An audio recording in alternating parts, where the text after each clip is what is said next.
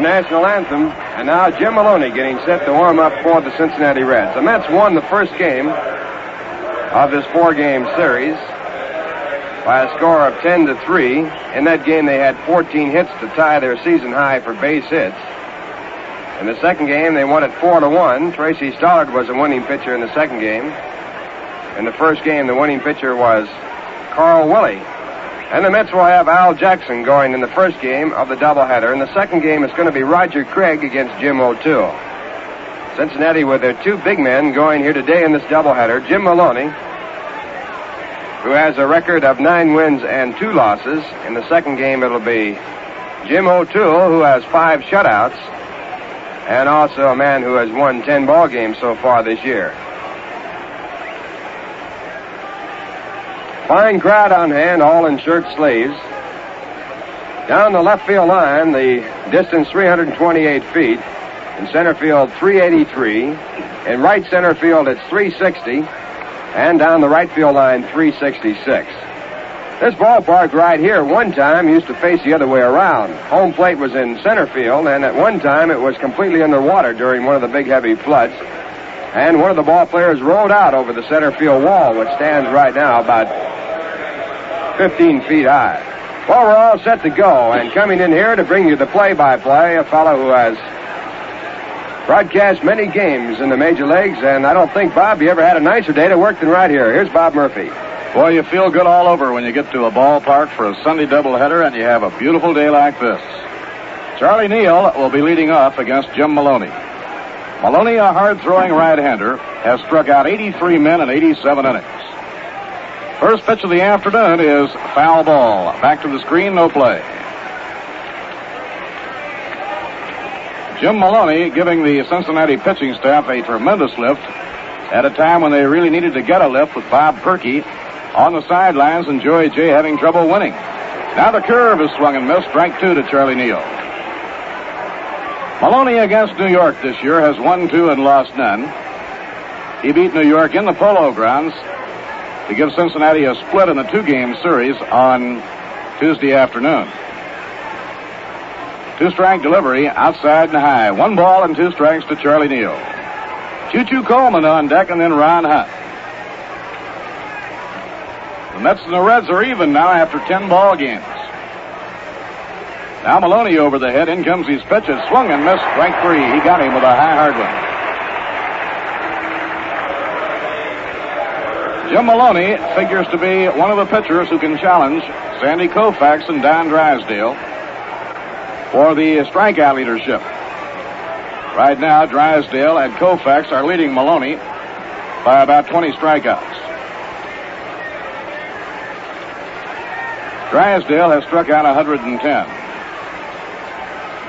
And Choo-Choo takes the pitch low, ball 1. Well, for the baseball fan, today is a real harvest day. Every major league team playing a doubleheader. Now Choo-Choo lets the fastball go. It's low, ball 2, 2-0. Choo-Choo had 2 hits and 4 trips in the game yesterday, and he helped to build a run with a good sacrifice bunt in the opening inning. Now the pitch on the way, a swing and a miss. The game yesterday won by New York 4-1. It was a picture book game in some respects. 2 of the runs scored by New York came in on home runs by Ed Kranepool and Charlie Neal.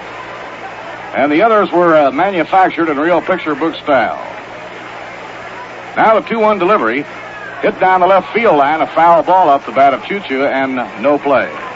The Mets got their last run in the 9th inning on a base hit by Jimmy Pearsall, a base hit by Choo-Choo Coleman, and then a good squeeze play with Ron Hunt squeezing the run home. Their first inning run had come on a base hit, a sacrifice, and a hit-and-run base hit.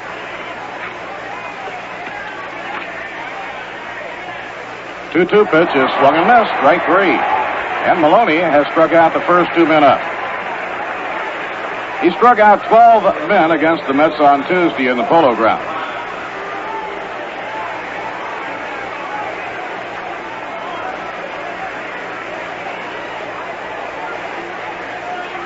Two outs, nobody on. The hitter is Ron Hunt.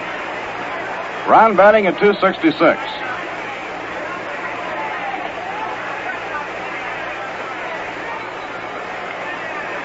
Ron has 5 hits in 8 times at bat in this series. Breaking ball over, strike one call.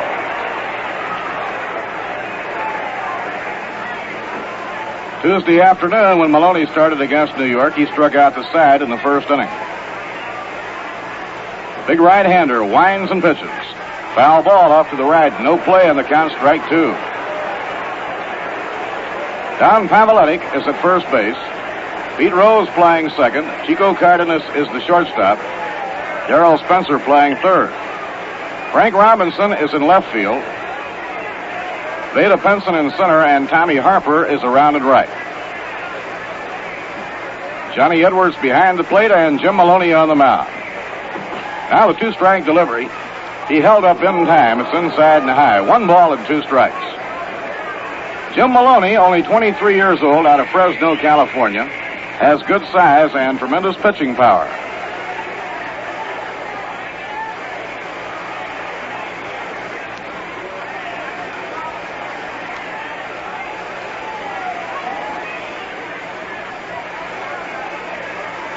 Here's the pitch on the way. He held up on a breaking ball. It just missed. 2-2. Cincinnati Reds have won 31 games this year. Jim O'Toole and Jim Maloney have combined for 20 of the 31 victories.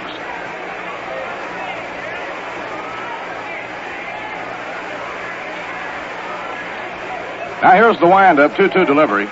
He lays off, and it's high, ball 3. The Reds came very close to having 3 20-game winners last year. Bob Perkey was 23-5. Joey Jay won 21 ball games, and Jim O'Toole just fell short.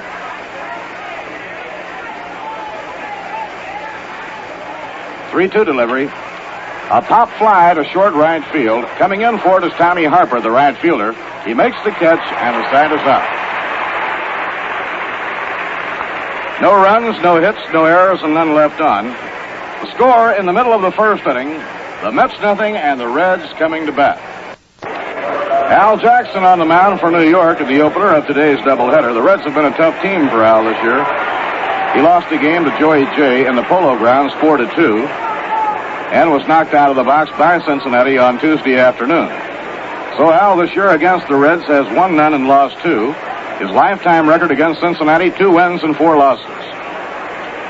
Pete Rose, a switch hitter, leads off. Pete batting at 272. Bunts the ball, it's fouled on the third base line. Dick Sessler on the lines at first, and Reggie Otero is the third base coach. Again today, the construction work out beyond center field, where they are putting in a big freeway. The dirt, which has been shaped for the highway, has been sprayed green to help the hitter's background. Inside at the letters, 1 ball and 1 strike to Pete Rose.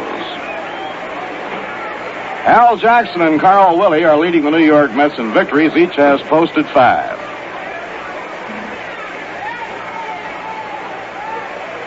Now Alvin winds the 1-1 delivery. Breaking ball over, a call strike. 1-2 on Pete Rose.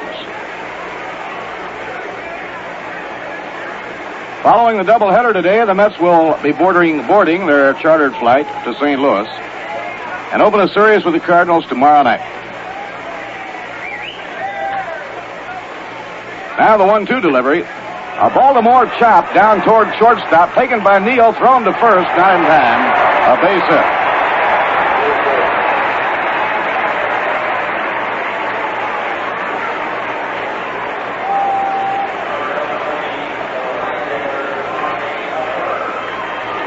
Pete Rose is on with an infield hit. That was the Baltimore chop. It came off the plate with a real long, high bounce. By the time Charlie could grab it, it was too late to do anything about it. Now the hitter is rookie Tommy Harper, bats right-handed.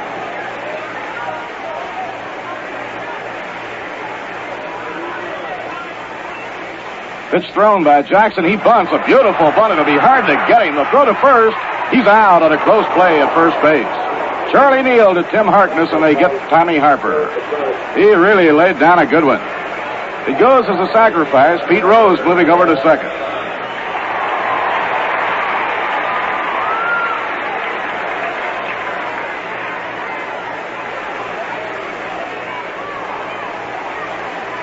The first four men in the Cincinnati batting order today, Pete Rose, Tommy Harper, Vada Pinson, and Frank Robinson, all have real good running speed.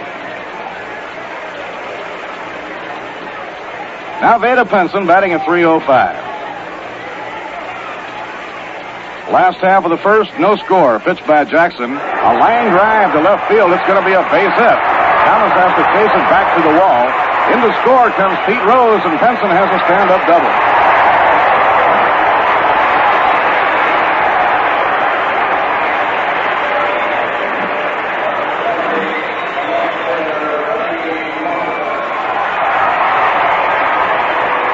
Line drive double to left field by Vada Pinson, scoring Pete Rose. Reds lead 1-0. For Vada Pinson, his 33rd run batted in. Rose got on with an infield hit on a Baltimore chap that took that a high, long bounce off home plate. Harper bunted him over, and Pinson has driven him home.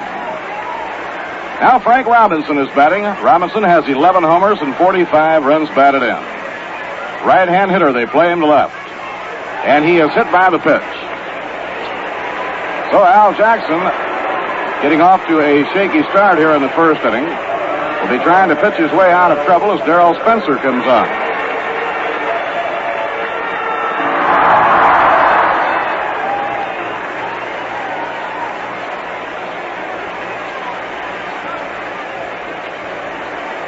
Now they are sending the sign down to the New York bullpen, and Galen Cisco is going to start warming up.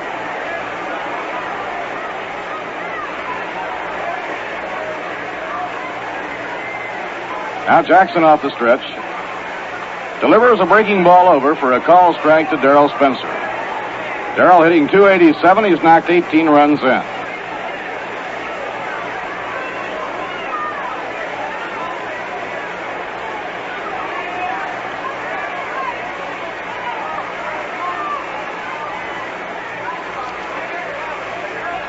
Runners on first and second, one man down.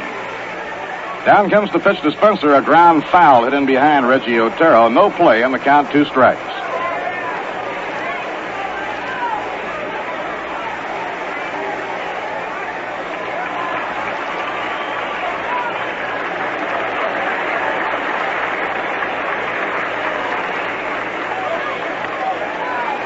Chico Cardenas, the Cincinnati shortstop, is the on-deck batter, and then Don Paveletic, the first baseman. Freddie Hutchinson platooning to get Tommy Harper and Don Paveletic into the lineup against Jackson, the left-hander.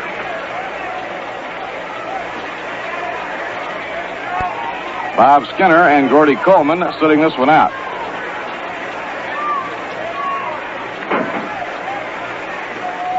Alvin taking his time, now looks in to get his sign from Choo-Choo. A 2-strike count on Darrell Spencer. Pitch to him, outside and low, 1 ball and 2 strikes. Although we have a beautiful day here in Cincinnati right now, the weatherman is talking about rain later this afternoon.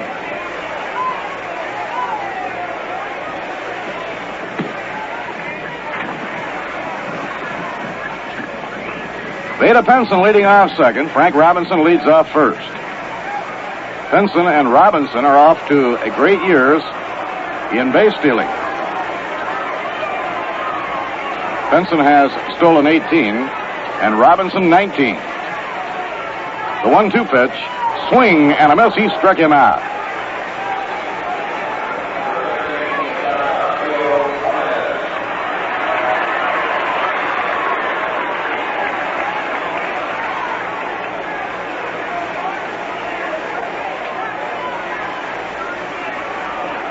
Al Jackson leads the New York Mets pitchers in strikeouts. He started this game with 65 for the year.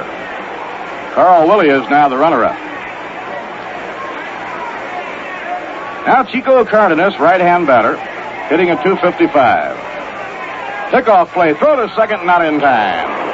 Veda Pinson whirling around and plunging headlong to get back in.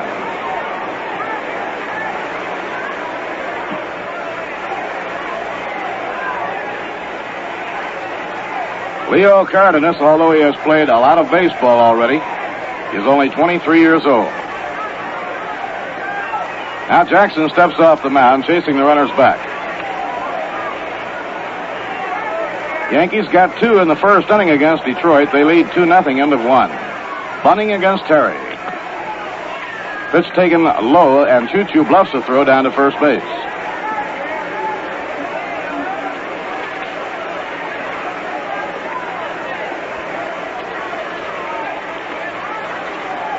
One ball, no strikes on Cardenas.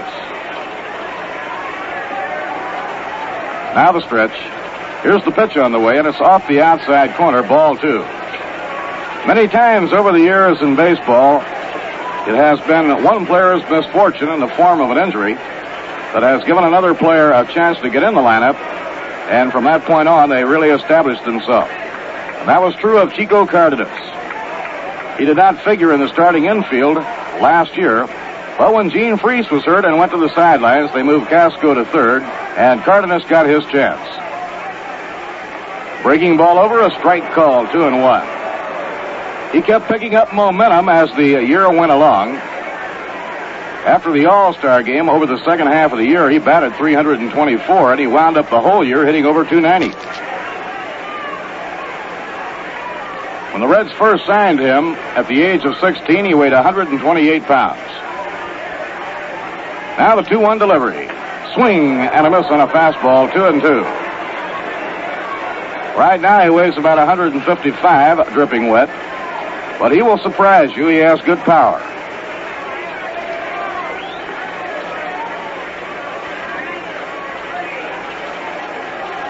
One run in, Reds leading 1-0. We're in the last half of the first inning.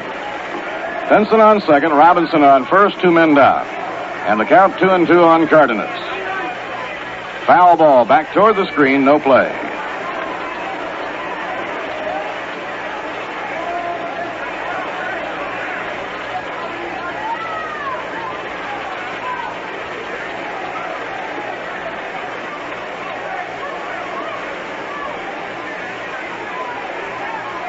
Breeze blowing from right toward left, the first time it has blown in that direction in the series. Now Jackson up in pitching position. Deals 2-2 off the outside corner, 3-2.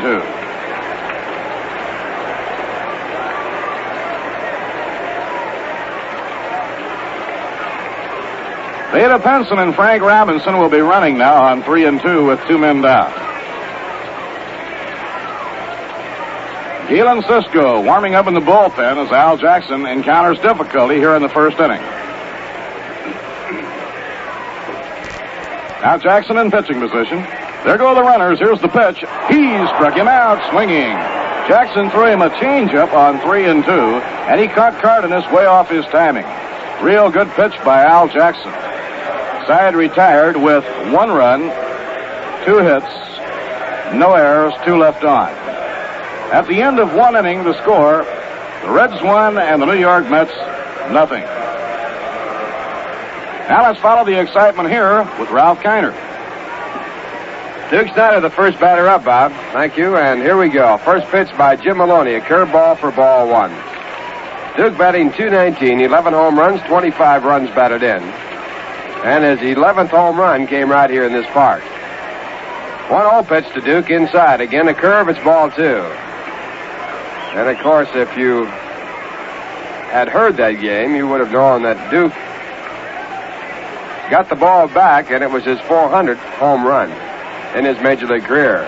2-0, Maloney with a fastball this time, and he misses for ball 3. It'll be Duke Snyder, Frank Thomas, and Ed Kranepool against Jim Maloney here in the second. Maloney struck out 2 in the first. And now a 3-0. Duke swings away and pops the ball up. A hard swing by Duke. It's in foul territory. And it goes out of play. That ball was up in the air. Duke giving the go sign at 3-0. And the count now 3-1. Interesting to note the change in strategy by the two clubs. In the first inning, the Cincinnati Reds bunted their first man up over from first base to second. Manager Freddie Hutchison playing for 1 run, hoping that Maloney would keep the game down in the low-scoring part. And right here with the Mets behind by 1, Duke, the big hitter for the Mets, given the go sign at 3-0 in the second inning. Again, that 3-1, he swings away and fouls the ball out of play for a 3-2 count now.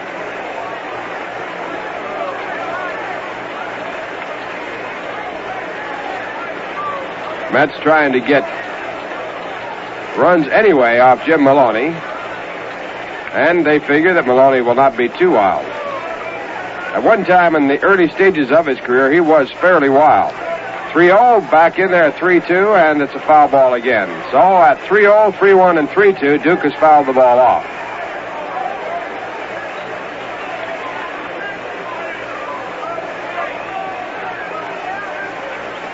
Cincinnati 1 run on 2 hits. The Mets have no hits so far.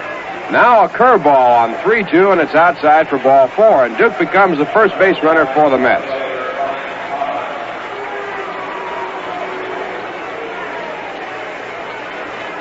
Frank Thomas coming in the batter's box. He's batting .243. 3 home runs, 15 runs batted in.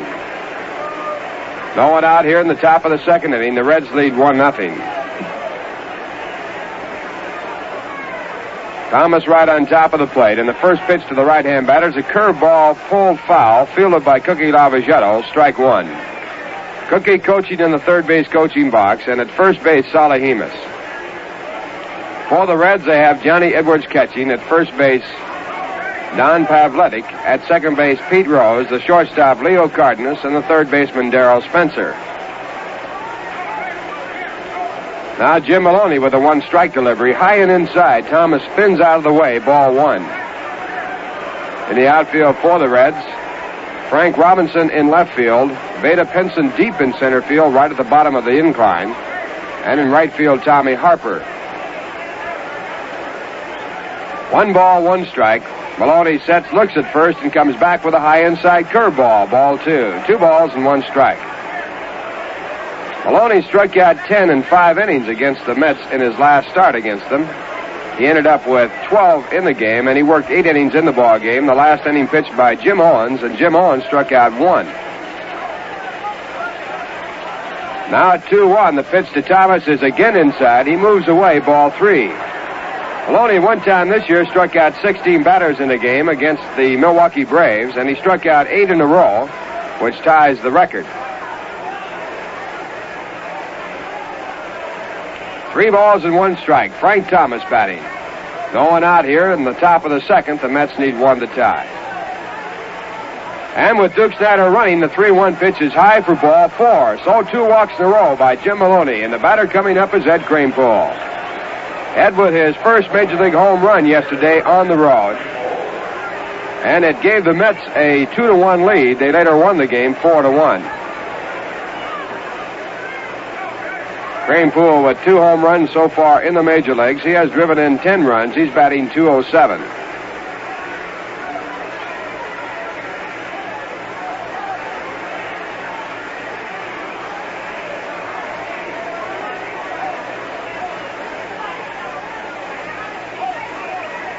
Now Maloney with a stretch position in the first pitch to Kranepool. A fastball that's through in the inside corner, strike 1. As Bob told you, Maloney is fast. He throws right off the chop, and he has a good curveball to go along.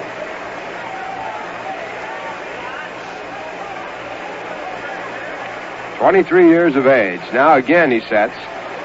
And the 1-strike pitch to the left-hand batter is inside. 1 ball, 1 strike.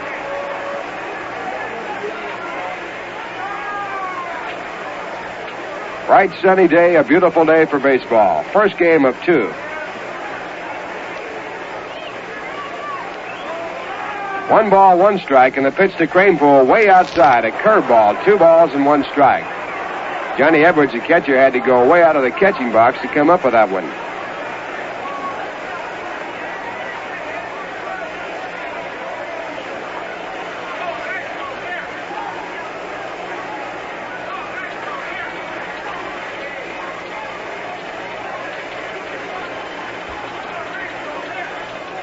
2 balls and 1 strike, and the pitch to Cranepool is fouled away. And while we wait for another ball to be put in play, we'll pause for station identification.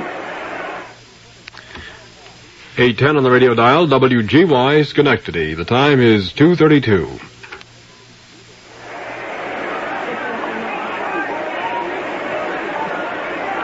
Ralph Kiner with Bob Murphy and Lindsey Nelson from Crosley Field in Cincinnati. The score 1-0. The Reds lead. The Mets batting with runners at first and second. And the 2-2 pitch is swung on and missed, and Cranepool goes down swinging. Strikeout number 3 for Jim Maloney in the game. His first out here in the second, and the batter will be Tim Harkness. Harkness batting from the left-hand side, hitting .218.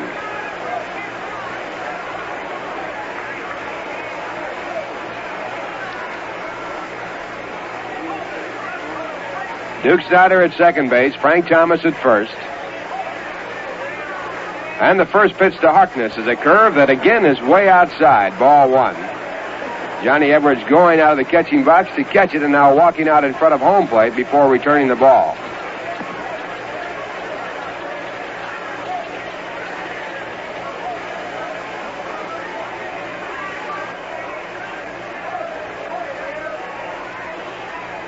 Now the set position and the 1-0 delivery, high and outside, a fastball for ball 2.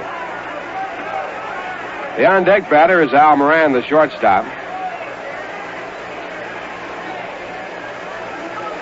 Harkness, the batter, the 7th man in the batting order. And now Maloney at 2-0 to Harkness. And it's a strike in the inside corner. Fastball and a count now 2 balls, 1 strike. Harkness with 5 home runs, 18 runs batted in.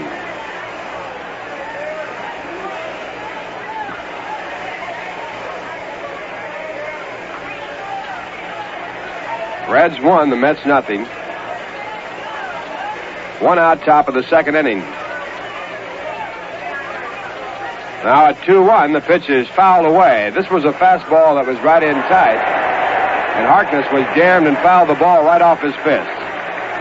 So that rounds it out at 2 balls and 2 strikes. Fine crowd on hand, just about at Capacity Park. Cincinnati has always been a Sunday town. People coming in from around the area to see baseball on Sunday. 2 balls, 2 strikes. The pitch to Harkness. Curveball line to center field. It's going to be in there. Duke Snyder scores easily from second base. Frank Thomas now rounding. They're going to send him in. Here comes the throw. Thomas will make it. The throw cut off, and going into second base with a stand-up double is Tim Harkness. And the Mets lead by a score of 2-1. That ball was hit to the center field side of left field, right through the alley. Ball going out to the wall on the ground, 383 feet away. So the Mets have taken the lead, 2-1 here in the second inning, and the batter's Al Moran. The 2 RBIs for Harkness, giving him 20 for the year.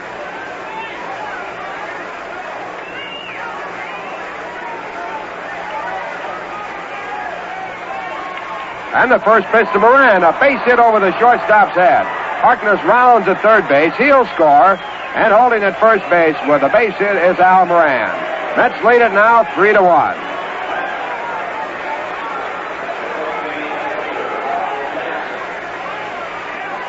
That will bring up Al Jackson, the pitcher. In case you just tuned in, Duke Snyder walked, as did Frank Thomas, and then after Eddie Cranepool had struck out, Tim Harkness doubled to left center to drive in Snyder and Thomas.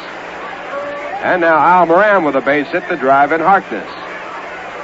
So the Mets have been tough against the Reds. They have played 10 games so far this year, and the Mets have won 5. They have won the first 2 games of this series. They lead here 3-1 in the third.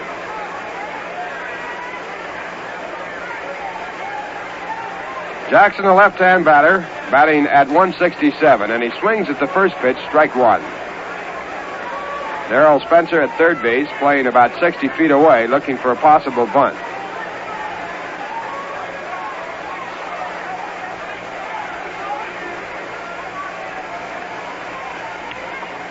Now Maloney back to the plate, and Jackson again with a swing. It's strike 2.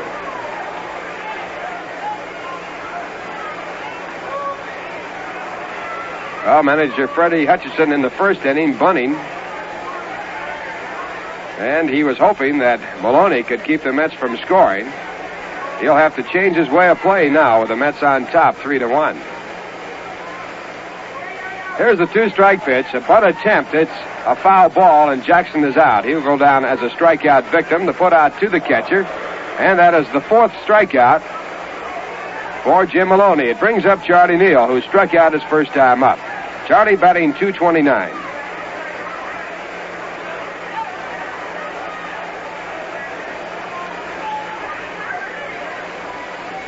Al Moran at first base. Reds with 2 out.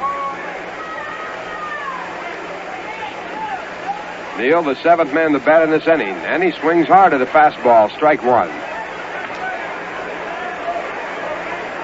Charlie has 1 hit in the series, and that was a home run, his 3rd home run of the year. The home run going over the center field wall. It's a short fence in center field here. 1-strike pitch, a sidearm, let-up curveball, a swing and a miss, strike 2.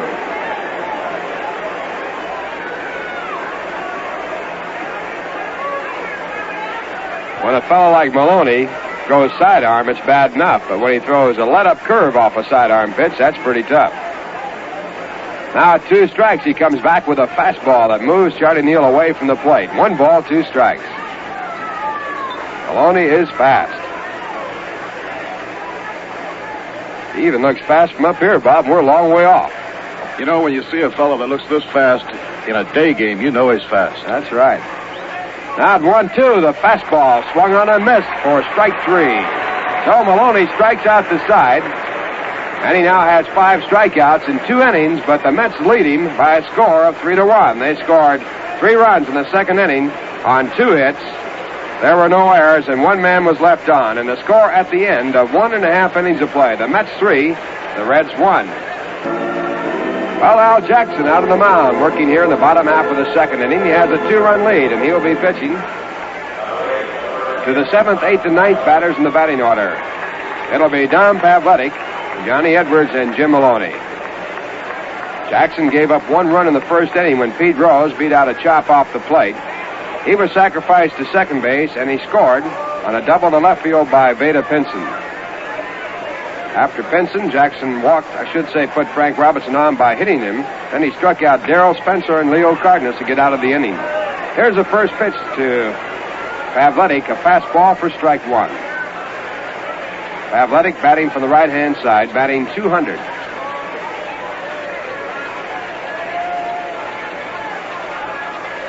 And Jackson back with a slow changeup just off the plate. 1 ball, 1 strike. Pavletic has caught. He's being used at first base, alternating with the left-hand batter, Gordy Coleman. Coleman having a real off year. Now at the 1-1 count, slow curveball is too low for ball 2.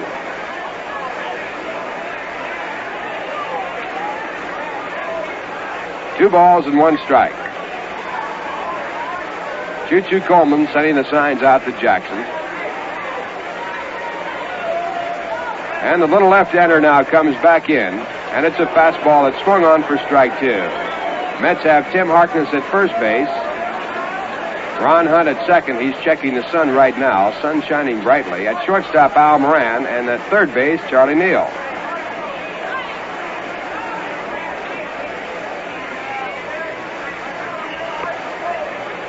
And at 2-2, Jackson misses outside. 3 balls, 2 strikes. In the outfield, Frank Thomas in left field, Duke Snyder in center, and Ed Kranepool in right.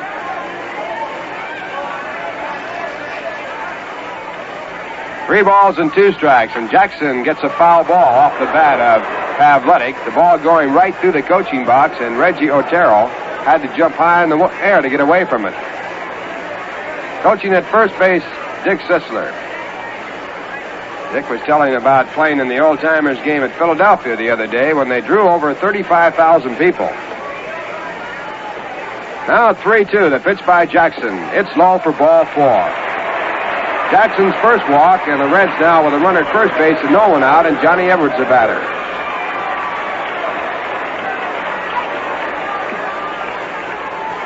Sisler in that old-timers game got a double, but he had the advantage of being able to work out with the Reds for a long time before the game. Andy Semenek, who played in that game, hit a home run. And they played against the regular Philadelphia Philly team. Here's the first pitch to Edwards, lying to right center, a base hit. Going to second base, Pavletic. He'll go to third. Here comes a throw cut off by Ron Hunt, and now the Reds have the time run at first base with no one out. A runner at third, and the batter is Jim Maloney.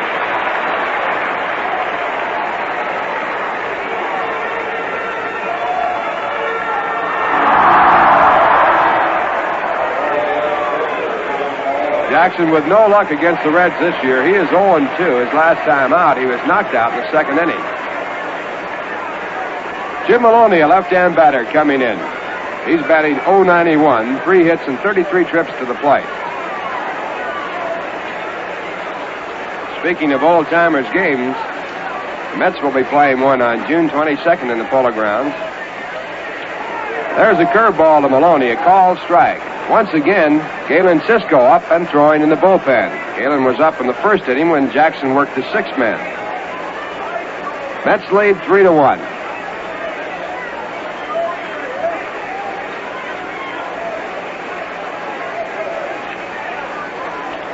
Jackson with a set position, infield looking for the double play, and the pitch is outside. A throw to third base, but Pavletic gets back in before the tag was made.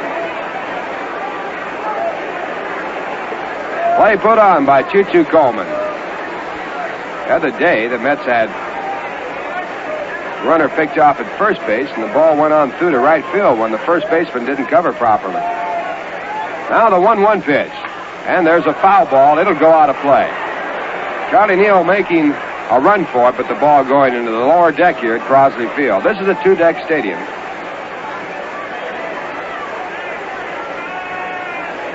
And a fine crowd on hand. A perfect day for baseball, 76 degrees at game time. Don't get many days as good as this here in Cincinnati. It's a hot town normally. Now Jackson in 1-2, and Maloney dribbles one down to first base. Harkness looks at third, holds the runner there, and then goes to second base to Al Moran to pick up the force out. A good play by Tim Harkness, holding the runner at third. And the best part of the play, picking up the runner going on down to second base. Harkness had the option of making the play on the runner coming down the line, but he wisely took the run away from second base. One man out now. The batter will be Pete Rose, batting for the second time. He is 1 for 1 in the game, having scored the only run for the Reds in the first inning. Mets lead 3-1.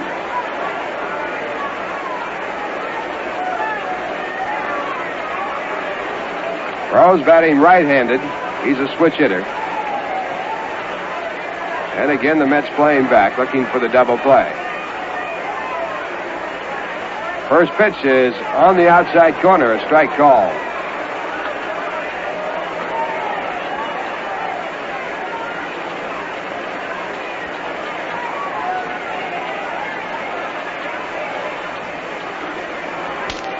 One out in the bottom half of the second inning. Reds with runners at first and third base. Al Jackson with a one-strike count to Pete Rose. And the pitch. Hit hard sharply on the ground. Ron Hunt, a backhand play going to second base. A throw to first base, not in time. Scoring from third on the play, Don Pavletic. Ron Hunt made a fine play to come up with that ball. He had to backhand it as he moved over to second base. When Al Moran didn't get to the bag, Hunt had to make the play himself. He went to the bag, stepped on it, threw to first base, but missed the man, Rose, who is a fast runner by about a half a stride. Reds now cutting the lead to 1 run. The score 3-2 in favor of the Mets, and the batter is Tommy Harper.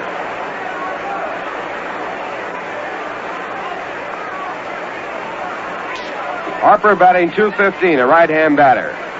And he checks just in time. The pitch low for ball 1.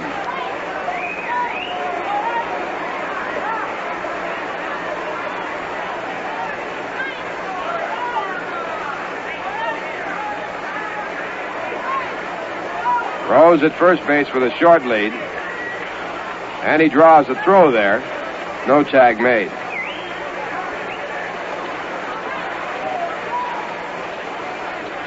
Jackson has a good move to first.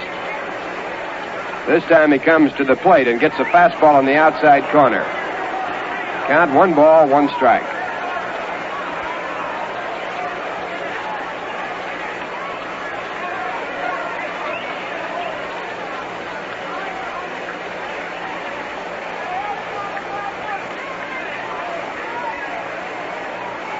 Jackson, a long look at the signs, now stretches. And changes up. The ball is hit sharply to third. Charlie Neal, a good play and a bad bounce. Coming up with the ball, the throw across is in time, and that retires the side. That ball came up, and Charlie smothered the ball against his chest to hold on to it, and then threw across in time. In the inning for the Reds, 1 run on 1 hit. There were no errors, and 1 man was left on, and the score at the end of 2 innings of play, the New York Mets 3, the Cincinnati Reds 2. Thank you, Bob. And here is Choo-Choo Coleman coming to bat here in the top of the third. Jim Maloney with the first pitch, and the pitch is popped up to shallow third base. Moving over is Leo Cardenas, the shortstop, and he makes the play in foul territory. 1 pitch by Jim Maloney and 1 out in the third. The Mets lead 3-2.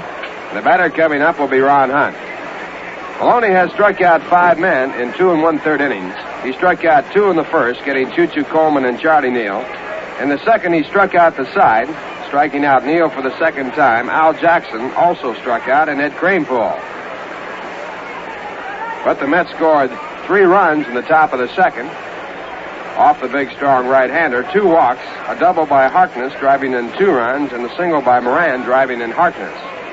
Now the batter, Ron Hunt, coming into the batter's box. Ron flied out to right field his first time up.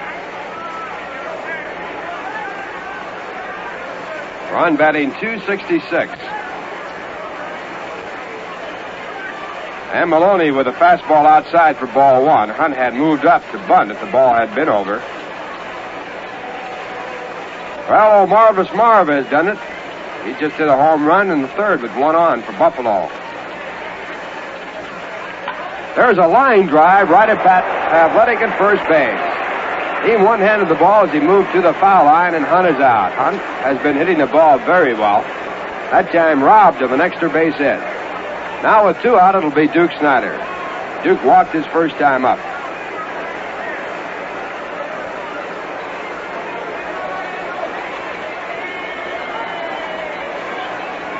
And the first pitch to the left-hand batter is low for ball 1, a fastball.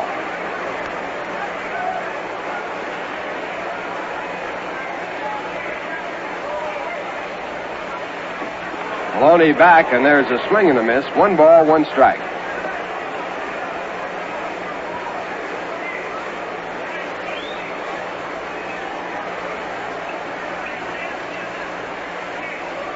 One delivery outside. 2 balls and 1 strike.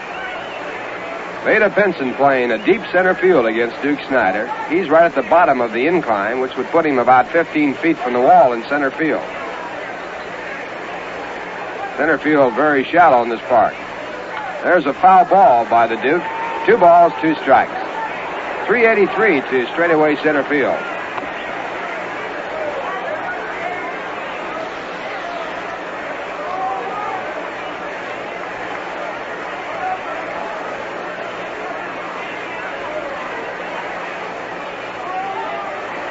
Now at 2-2, Maloney comes back with a fastball. It's hit right through the middle into center field. Line drive by Maloney. He made a swipe at it, but couldn't get it.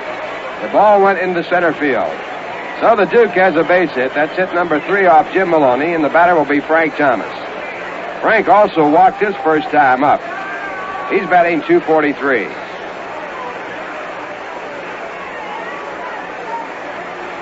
Mets lead at 3-2.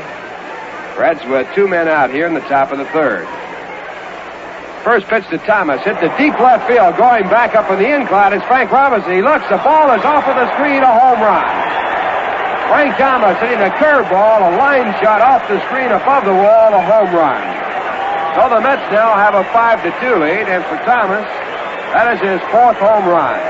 And it's been a long time coming for Frank.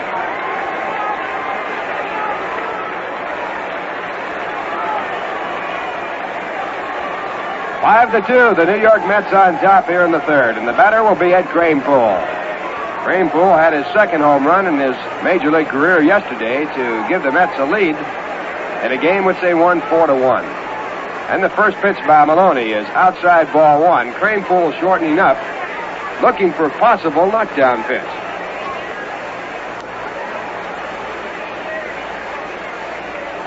Now Maloney back to the plate outside and high again, ball two.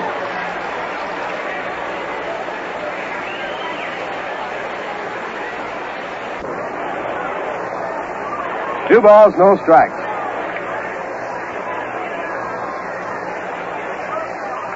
And this time Kranepool goes for a high fastball, and he fouls it back on the screen.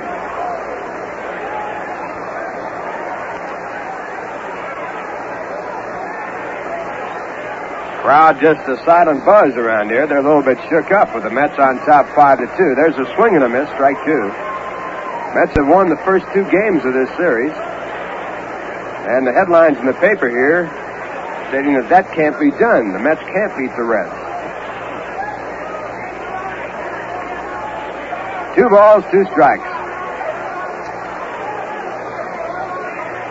And the pitch to Kranepool is hit high in the air, right around home plate. Coming in is the third baseman, Darrell Spencer, in foul territory now. He calls and he makes the catch. That retires the side, but in the inning, the Mets score 2 more runs on 2 hits. There were no errors and no one left, and the score now at the end of 2.5 innings of play. The New York Mets 5, the Cincinnati Reds 2. Bottom half of the third inning, the Mets lead 5-2, and the first man up for the Reds will be Vada Pinson. Pinson with a double to left field to drive in 1 of the 2 runs for the Reds. He's batting .305, a left-hand batter. Al Jackson has given up 3 hits, allowed 2 runs. He has struck out 2 and walked 1 through 2 innings. And now his first pitch here in the third, and it's a called strike, a curveball over for strike 1.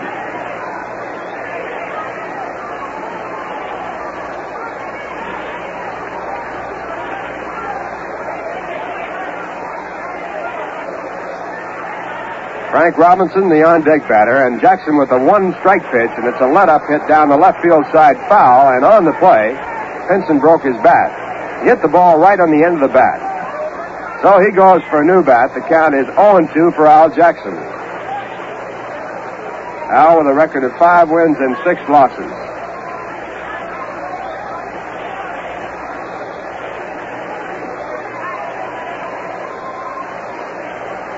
Al is 27 years of age, from Houston, Texas. Born on Christmas Day. Now time is in. Pinson with a new bat in the batter's box. And Jackson comes back to the plate. And the pitch is way outside. 1 ball, 2 strikes.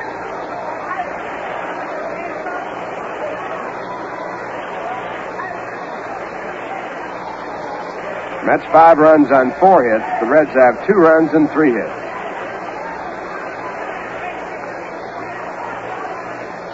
One and 2, and Jackson comes in, and the ball's hit down to second base. Ron Hunt picks it up, throws to first base for out number 1 in the bottom half of the third.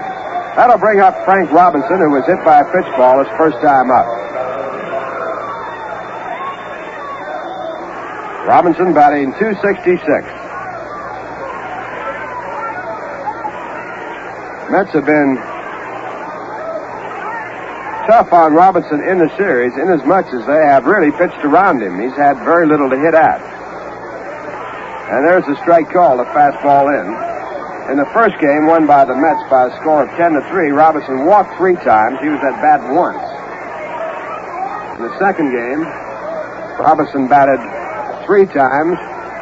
Officially, he was walked once, and he was 0 for 3 there. There's a let-up hit right off of the end of the bat, right back to the pitcher's mound. Taken by Jackson, and Robinson is out. So Robinson has yet to get a base hit in the series. Now with 2 out, the batter will be Darrell Spencer, who struck out swinging his first time up. Darrell batting .287, batting from the right-hand side.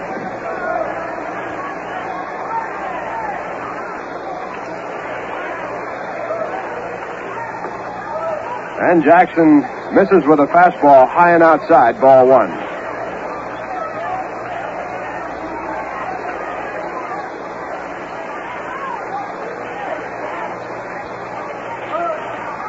Left-hander back to the plate with a change of pace. It's over. Strike one. 1 ball, 1 strike.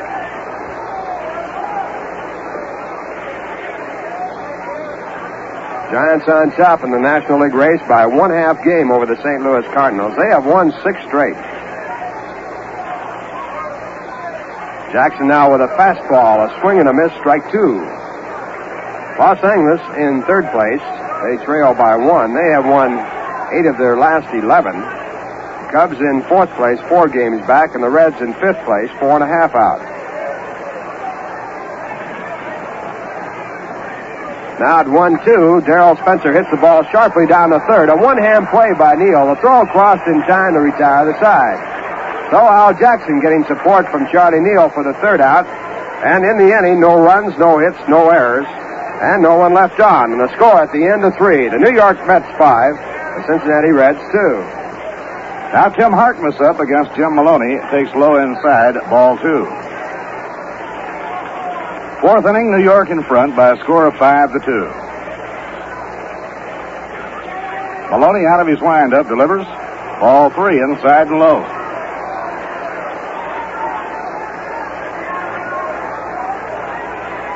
Al Moran will be up next, and then Al Jackson. Now Maloney with his 3-0 pitch. Low and inside, it's ball 4, and Harkness walks on 4 pitches. Now before Al Moran steps in to hit against Jim Maloney, let's pause for station identification. 8:10 on the radio dial, WGY, Schenectady. The time is 3 minutes after 3, the present temperature 72.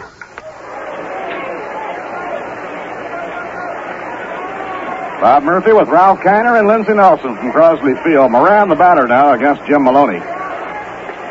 Takes the fastball over, strike 1 called. Moran drove in a run in the 2nd inning with a clean single to left center field, scoring Jim Harkness. Harkness had doubled, driving both Snyder and Thomas across the plate.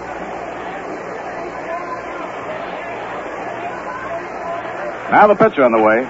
A high pop fly out towards second base. Leo Carden is calling for it, and he has it, 1 man away.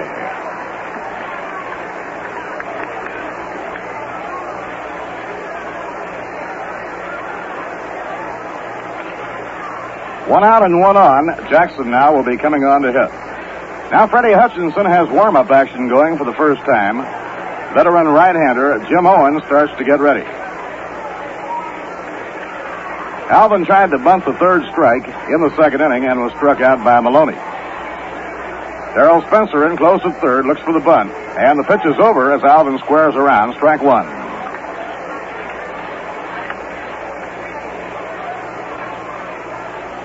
New York 5 runs, 4 hits, no errors. Cincinnati 2 runs, 3 hits, and no errors. First game of a Sunday doubleheader. We're in the 4th inning. Swung on and fouled back into the crowd. Jackson squared around, then tried to take a swing and cross up the defense.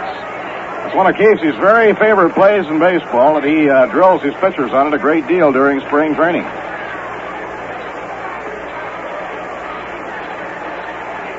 So Jim Maloney, the big hard-throwing right-hander from Fresno, California, has a 2-strike count on Jackson. In comes his pitch, inside the high, and Alvin had to bail out of there on that one. 1 ball and 2 strikes.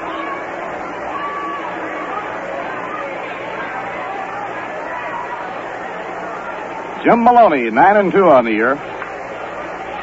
Mets got 3 runs in the 2nd and 2 runs on a 2-run homer by Frank Thomas in the 3rd inning. Here's the pitch to Jackson, outside and high, and the count even now, 2 balls, 2 strikes.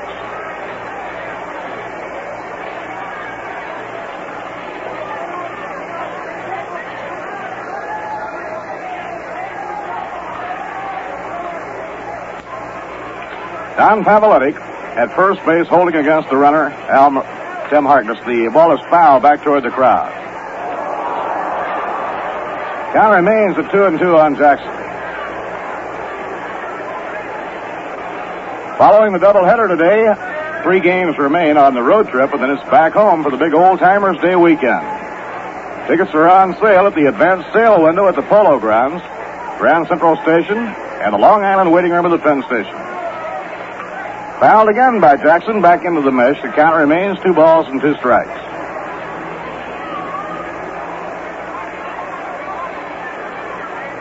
Quite a reunion coming up. Today is Father's Day, and we hope that a lot of the fathers received a ticket to the Old Timers Day game for their Father's Day present.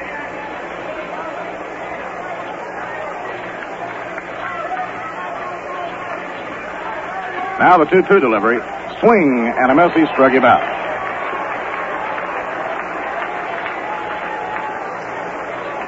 Strikeout number 6 for Jim Maloney. Now there are 2 away. Top of the batting order for Charlie Neal.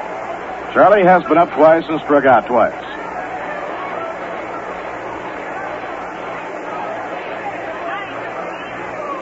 Mets have used the long ball to drive in 4 of their 5 runs. Harkness doubled to drive 2 in, and Thomas a 2-run homer. An off-speed delivery starting Neal off at its high. 1 ball and no strikes.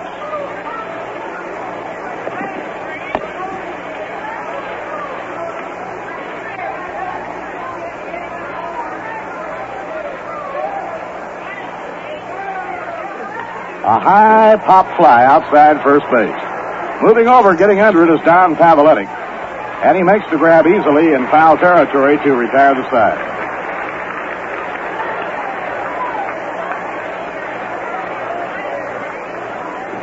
No runs, no hits, no errors, and 1 left on. Now at the end of 3.5 innings, the score, the New York Mets 5 and the Cincinnati Reds 2.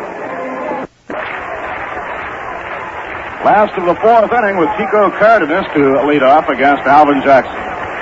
Cardenas was struck out by Jackson in the 1st inning. That was a big strikeout because he was struck out with 2 men on base after 1 run had come in. Now Al out of his windup delivers way outside, ball 1. At the end of 4 innings, Philadelphia 3, Milwaukee nothing. Cal McClish against Bob Henley. All major league teams are playing doubleheaders today. The St. Louis Cardinals lead the Pirates 3-0 after 4.5. Foul ball hit down the third baseline. For the Bucks of Danny Murtaugh, Don Swall is pitching, and for the Cardinals, flame-throwing Bob Gibson. Warm-ups at Candlestick, Don Nottebart for Houston and Bob Bolin for the San Francisco Giants. Cubs and Dodgers played 2 in Los Angeles. Pop foul hit down the left field line. It's going to be out of reach. Moran making a run on it, but it's far, too far out of his reach.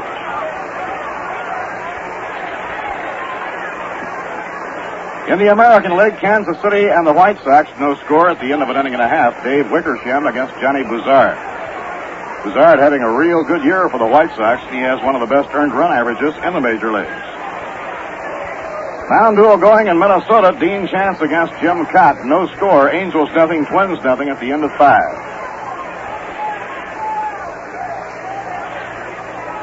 1 ball and 2 strikes here on Chico Cardenas. Nobody on, nobody out, last half of the 4th inning. Fastball over, strike 3 called, and Jackson gets him again.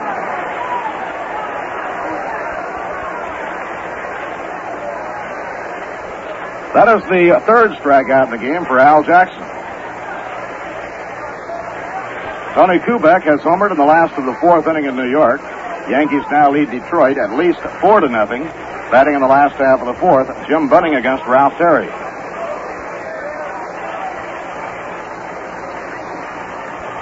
A drive in the air to left center field. It's way back there. Thomas back toward the scoreboard.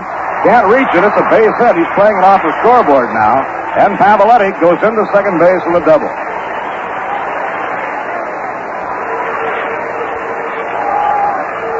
Paveletti lining the ball up the alley in left center field. He really tagged it. It carried to the scoreboard. At Fenway Park, Ramon Mejias and Dick Stewart have homered. The Red Sox now lead the Orioles at least 5-1 in the last half of the 6th inning. Ike DeLock started for the Orioles, relieved by Dick Hall, and Bill Monduquette is pitching for the Red Sox. Now left-hander against left-hander. Johnny Edwards up against Jackson. Pitch inside, down around the ankles. 1 ball and no strikes. The end of 5.5, Washington 2, Cleveland 1. Dave Stenhouse against Mudcat Grant.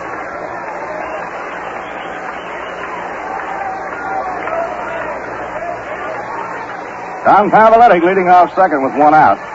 A bounced foul down the first baseline, no play. 1 ball, 1 strike.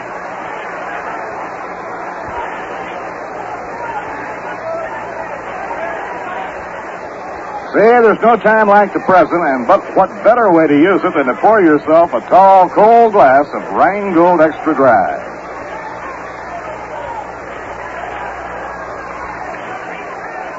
Now Jackson takes his sign from Choo Choo. The 1-1 delivery, an off-speed pitch to tie, 2 balls and a strike.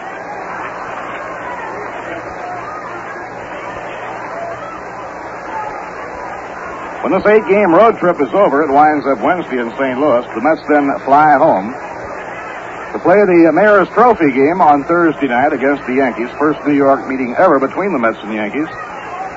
Proceeds going to the benefit of Sandlot Baseball in New York. A fly ball hit deep to right field. It is way back. It is up, and it is gone. A home run.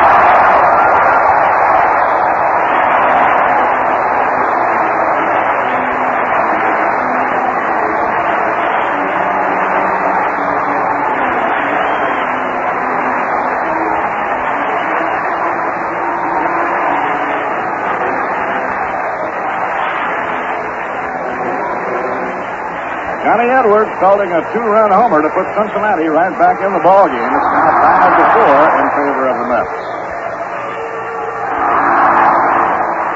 For Edwards, his 3rd homer of the year. He's driven 33 runs in.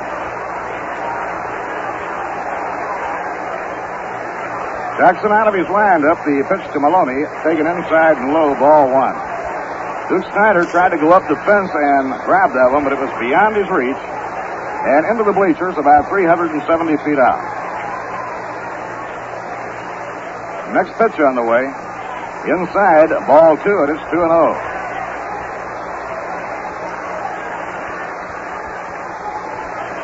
Very unusual for a left-hand hitter to hit a home run off Al Jackson.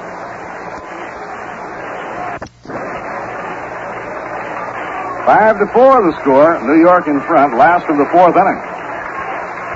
And this is outside, ball 3. Jackson now has gone behind on the opposing pitcher, 3-0. And Charlie Neal says, let's take time here for a minute and try and regroup. Phone ringing down in the bullpen in right field, and Galen Cisco is getting the call again. He'll be up and working for the 3rd time.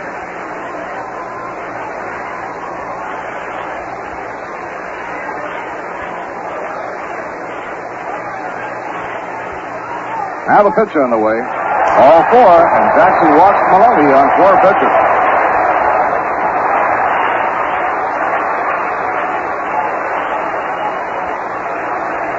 Second walk given up by Al. Now coming on to hit is Pete Rose, the switch batting leadoff hitter. Rose has 1 hit and 2 trips. He beat out a Baltimore chop in the 1st inning and later came in to score. Rose hitting at .272, a Cincinnati boy who made the jump from Class A to the Major Leagues. Crowd much alive now in Cincinnati as the Reds have rallied for 2.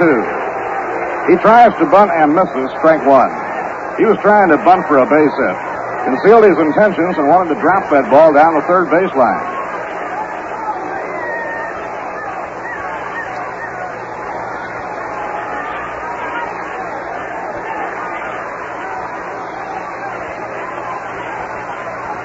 Now Maloney leading off first. In comes the pitch to Rose, inside and high. 1 ball, 1 strike. New York 5 runs on 4 hits. Cincinnati 4 runs on 5 hits.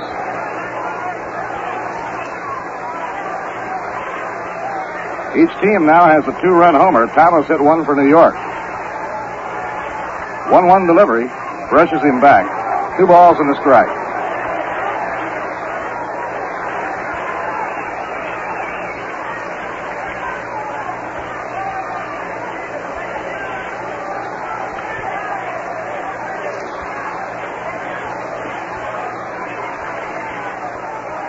Now Jackson eyes the runner, delivers off the stretch. A breaking ball over for a call strike. It's 2-2.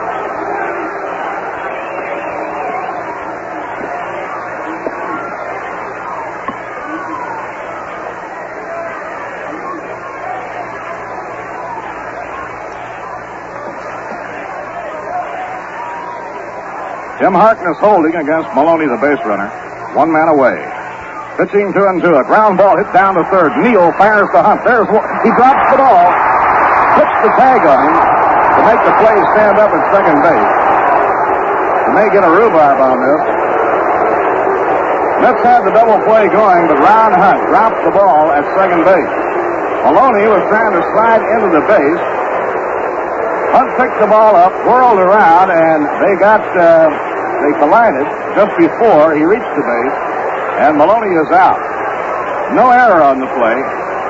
Rose reaching on the fourth play. Play goes 5-4, Neal to Hunt. Mets had a double play going there, but the ball was dropped in second by Rod.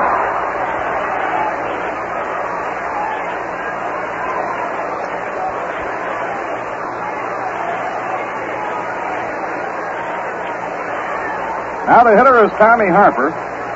Harper playing in right field, right-hand batter. Sacrificed to help build a run in the first inning and was thrown out by Charlie Neal in the second inning. Jackson fires over to first base.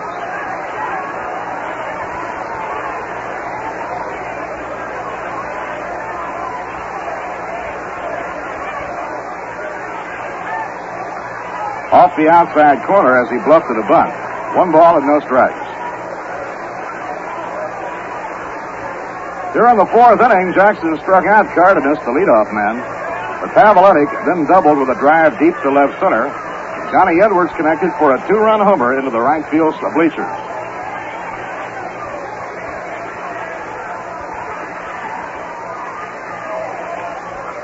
Foul ball, right straight back. 1 ball, 1 strike.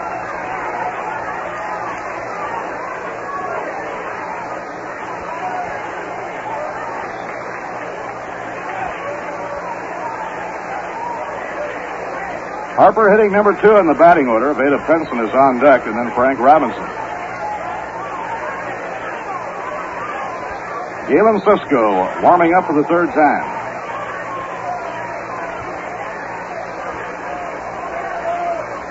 Now the pitch on the way. He was around to bunt and was hit by the pitch. Harper hit by the pitch. He goes down to first base. And now Penson comes up to hit with 2 men on.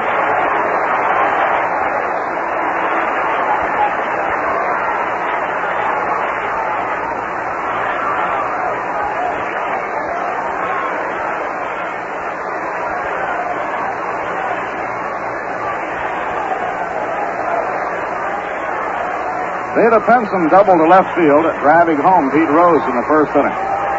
He grounded out second to first in the third inning. Veda hitting at .305 on the year. Pitch by Jackson. Ground ball fouled on the first base line. Harkness makes the grab, but it was foul. Runners moving at the crack of the bat with 2 men down. They'll have to return. Pete Rose to second and Tommy Harper to first.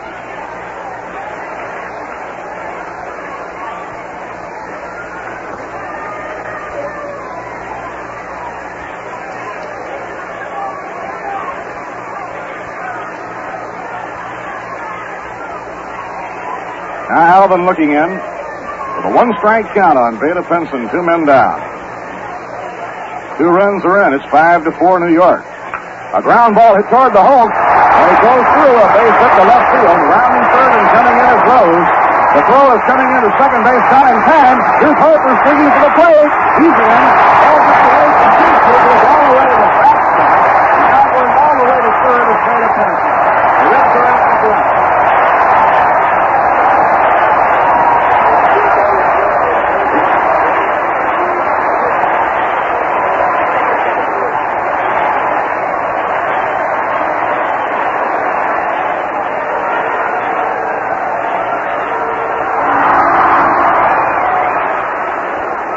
Two runs come in, and Penson winds up on third. That was a ground ball toward the hole on the left side that wasn't hit real hard. It looked like Neal might come up with it, but Charlie couldn't reach it. It went through, and it was hit slow so that Penson, a fast man, tied for second. They'll score a double for Veda Penson, 2 RBIs, or rather 1 RBI, and then 1 run coming in on the throwing error. Now the windup pitched by Jackson. Outside, 1 ball and no strikes. Reds now have 4 runs in. They lead 6-5 here in the last half of the 4th inning.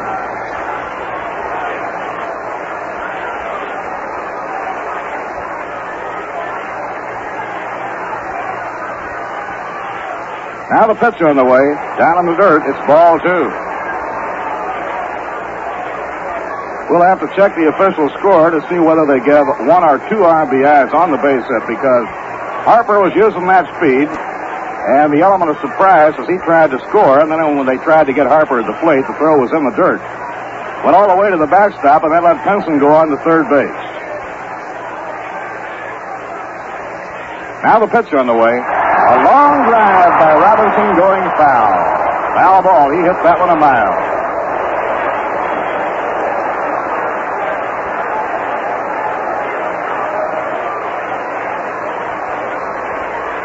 Reds have taken the lead 6-5, overcoming a 3-run deficit.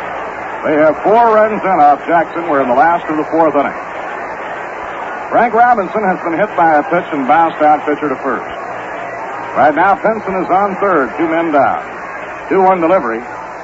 He is in the dirt, but Choo-Choo blocks it, keeps it in front of him, and the count goes to 3-1.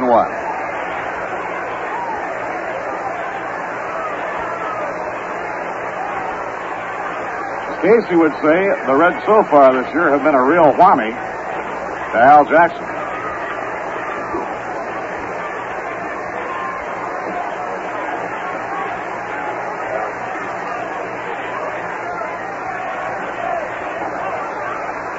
Now the 3-1 delivery.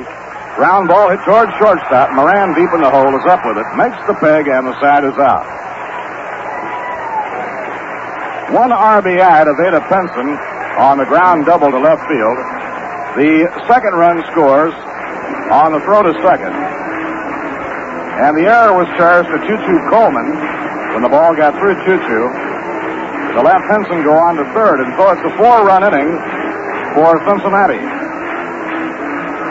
There were 3 hits, 1 error charged to Coleman, and 1 man left on. So at the end of 4, it's now Cincinnati 6, and the New York Mets 5, and we've got... Now Choo-Choo Coleman is up against Jim Maloney, and the breaking ball is taken high, 1 ball and no strikes.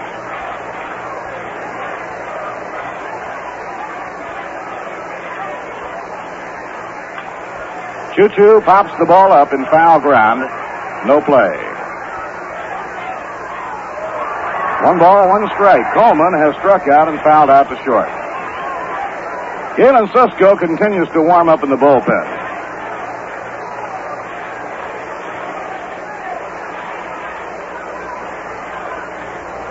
Now the 1-1 delivery, and it's a fly ball hit to left field. Moving in is Frank Robinson. He just saunters in for this one, takes it easily for the out. 1 away and nobody on in the top of the 5th inning. Kind of an unusual play on the ground double by Pinson that sent 2 runs across the plate. Ball wasn't hit hard at all. As a matter of fact, because it was hit slow, he was able to get a double out of it.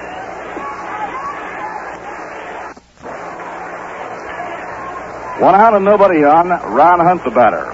Ron has flied to right and lined out to the first baseman, Paveletti. A high fly hit to left field. It's fairly deep. Up the incline goes Robinson. Now he's there and has it for the out.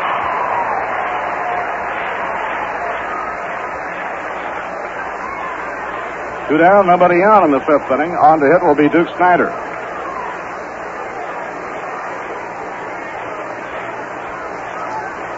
Reds have 6 runs on 6 hits. New York 5 runs on 4 hits.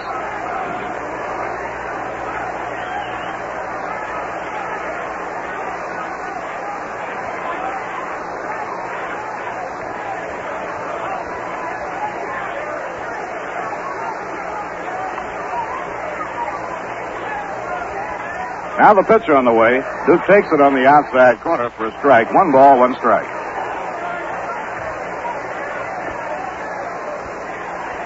Mets have won the first 2 games of this series. Big Jim Maloney winds and pitches. The fast one swung and missed. That might be the fastest pitch he's thrown in the game. He had all of his weight behind that one.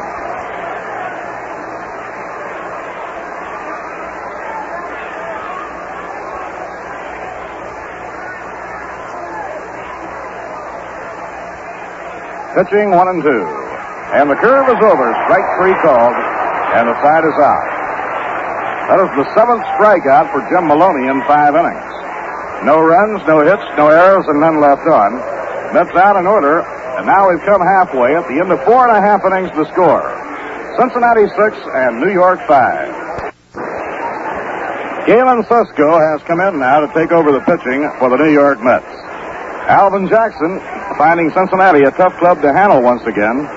Alvin leaving the game after 4 innings. He gave up 6 runs, 6 hits. He walked 2 and struck out 3.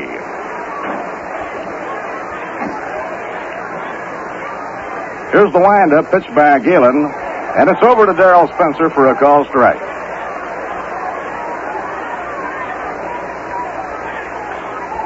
Real freewheeling game going here in the opener of the doubleheader. Low and outside, 1 ball, 1 strike. Darrell Spencer, hitting at .287, has been struck out and grounded out third to first. Ground ball to shortstop. Moran to his glove side, digs it out of the dirt, throws on to first, 1 down. Right here, let's take time to pause for station identification. It's 8:10 on the radio dial, WGY, Schenectady. The time is 3:31. The present Albany Airport temperature, 70 degrees. Bob Murphy with Lindsey Nelson and Ralph Kiner from Crosley Field. The hitter is Chico Cardenas. Chico has been up twice and struck out twice.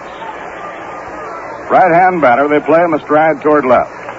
A foul ball whacked back toward the press box and out of play.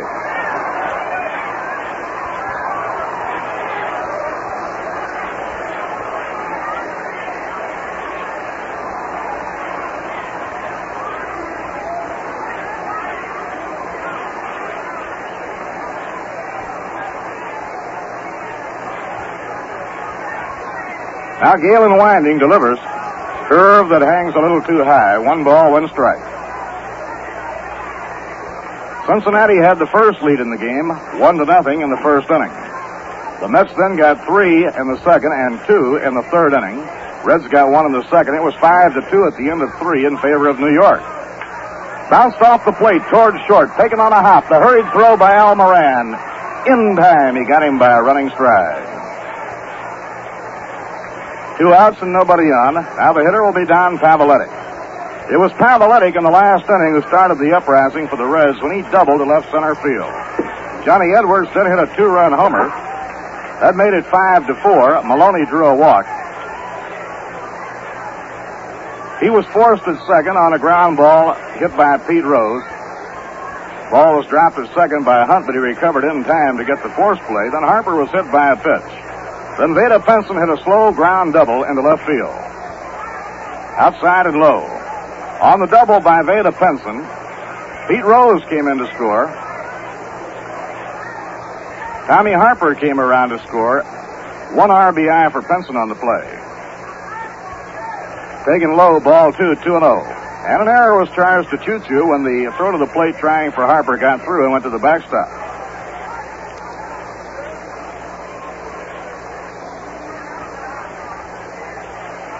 Now Galen into his windup. The pitch to Paveletti is inside and low, ball 3.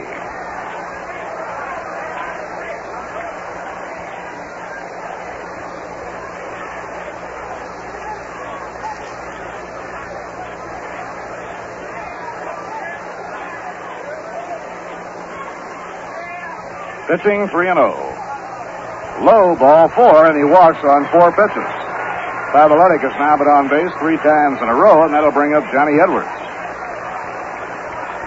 After Johnny hit the 2-run homer to make it 5-4 in the last inning, the organist here at Crosley Field, as he rounded the bases, was playing Oh Johnny.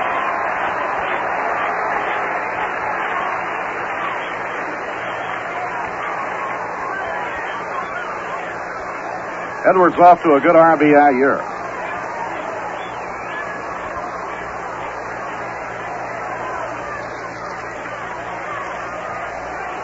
Now Galen Cisco off the stretch. Ground ball hit hard towards second, knocked down by Huddy, stays with it, throws to first, in time, and the side is out. Ball was hit hard, and Ron got in front of it. Had plenty of time to scramble and throw him out. No runs, no hits, no errors, and one left on. 5 innings complete now, and the score, the Cincinnati Reds 6, and the New York Mets 5. Right now in Cincinnati, we'll be going along to the 6th inning, a 6-5 ball game with the Reds in front by 1 after coming from behind. And as we get set to go along to inning number 6, all set to paint the word picture for you, Lindsey Nelson.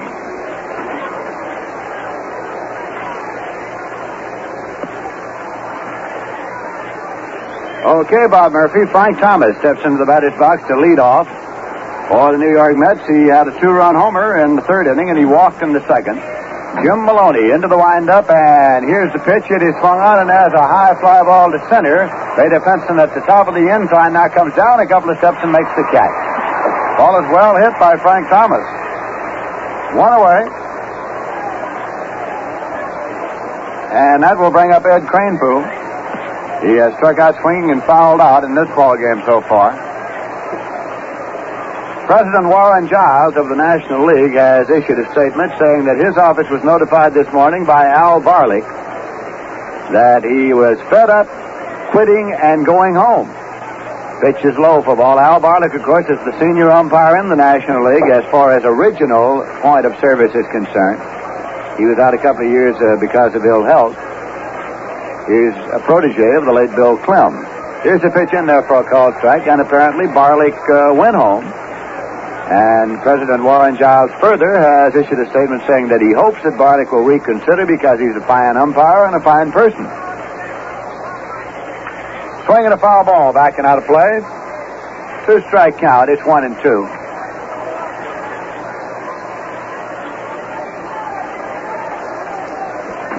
The Reds on top here by a score of 6-5.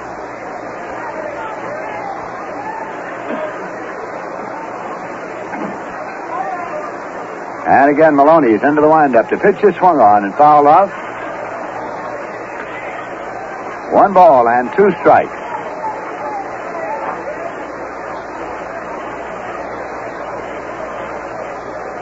Mets got to Maloney for 3 runs in the 2nd, 2 runs in the 3rd.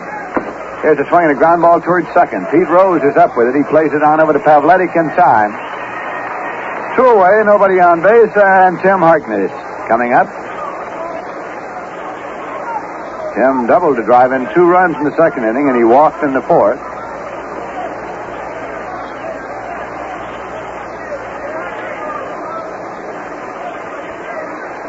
Maloney has struck out 7 and walked 3. This pitch is outside for ball.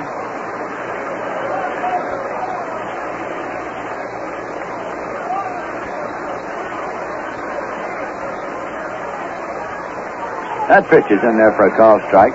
1-1.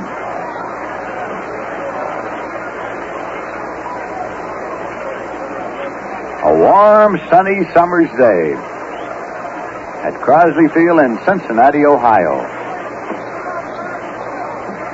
And that pitch is inside for a ball. It's 2-1.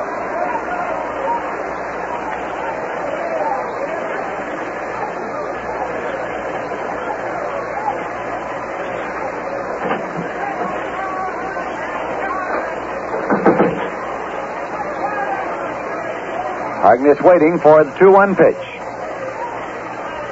And it's high for ball, 3-1.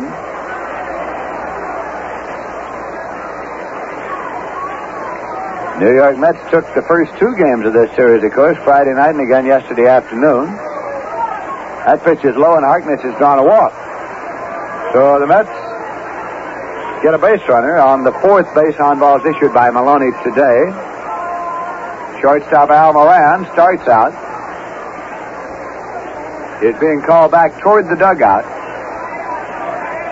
Now, Sammy Taylor is coming in from the bullpen area. Salihimas relaying word down there, and Taylor is being brought in, apparently to bat for Al Moran.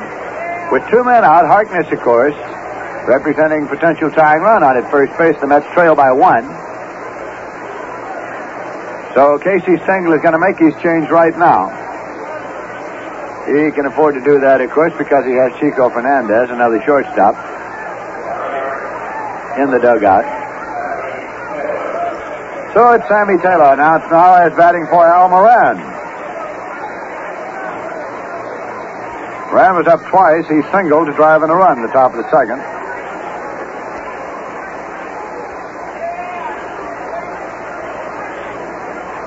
The end of 6.5 innings in the National League. The Phillies lead the Milwaukee Braves 3-1.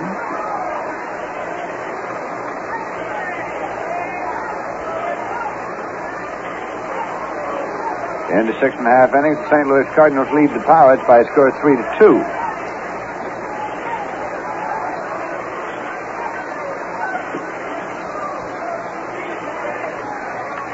Here's a pitch to Taylor, swung on as a fly ball to center. Vada Pinson comes on. He has it lined up, and Pinson makes the catch.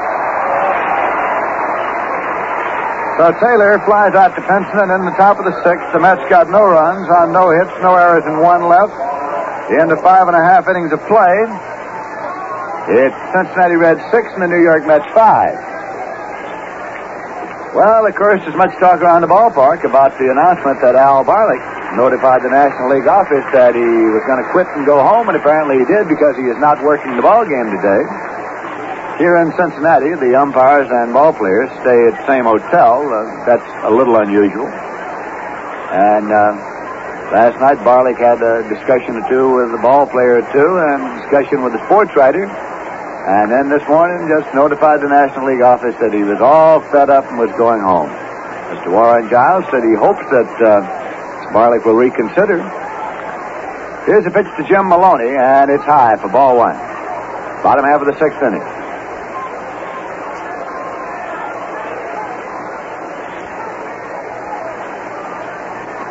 Maloney's left-hand batter, and this pitch is a fastball in there for a called strike. Galen Cisco working in relief of Al Jackson.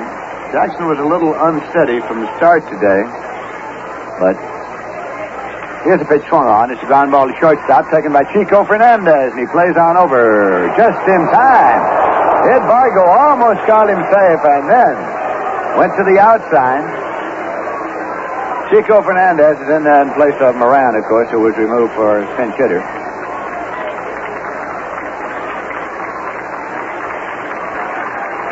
Maloney gets a hand as he goes back to the dugout.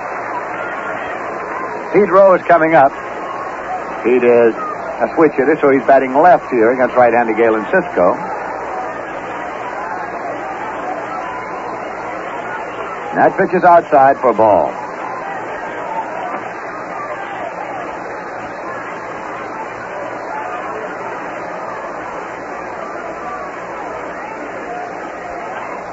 This pitch is inside. It's 2-0 to Pete Rose.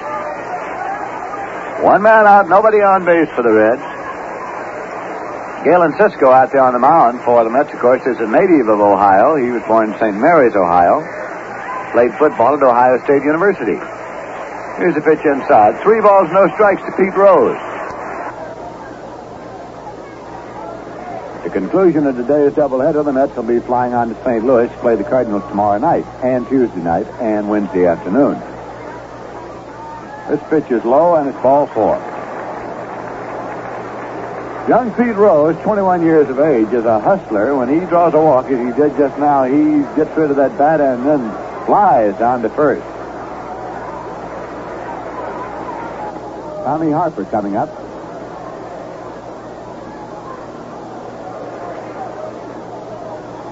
Harper is nothing for one, a sacrifice and hit by pitch ball today. Swing and a miss. Strike one.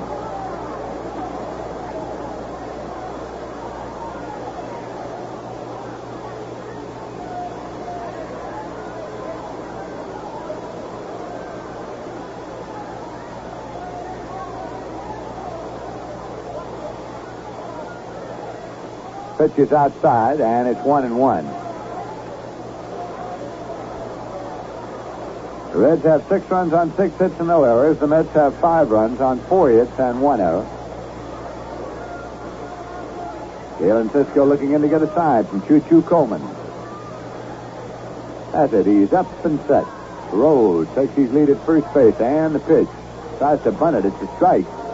1-2. He squared, bunted at the ball. Zipped on through to the big glove of Choo Choo. It's 1 ball and 2 strikes.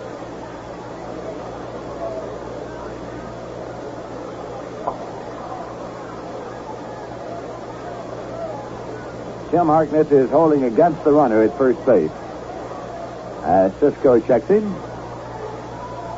That pitch is outside. It's 2-2.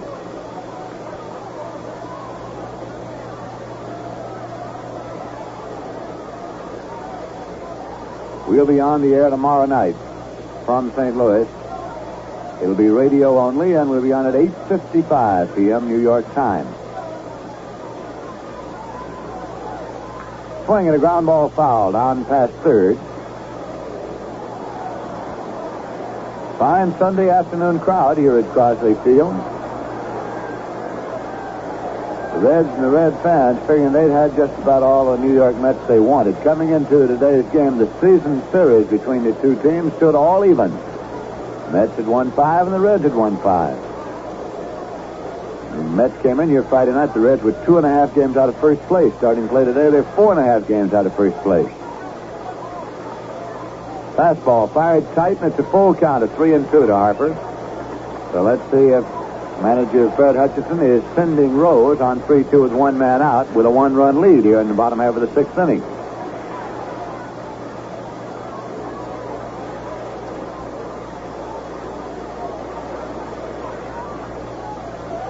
The American League at the end of 6 innings, the Yankees 4 and the Tigers nothing. Rose takes his lead, and he's running. Has a swing and a miss, and the throw to second, and Rose is safe at second base. Ron Hutt got the ball, didn't get it on him, and he protests mildly, but it's a stolen base for Pete Rose. A strikeout credited to Cisco as Tommy Harper swung on the 3-2 pitch and missed. That's Cisco's first strikeout. Veda Pinson coming up with a runner at second, 2 men out. Pinson is a left-hand batter.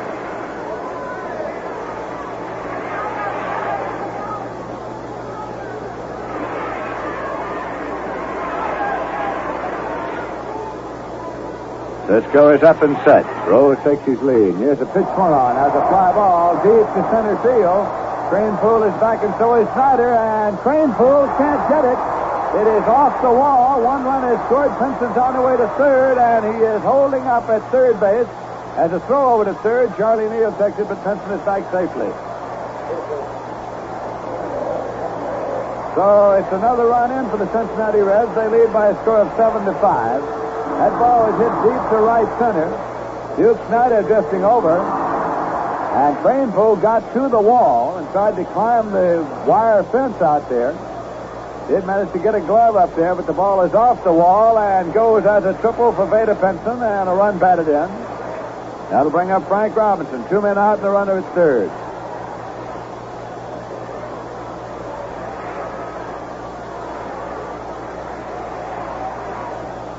So the Cincinnati Reds widen their lead to 2 runs here. Cisco works for the windup. Pitch to Robinson is low for ball 1.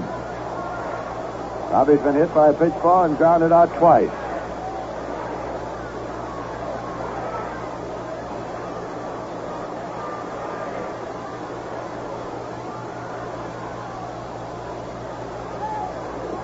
Again, Cisco with the pitch, and it's low and away for a ball. 2-0.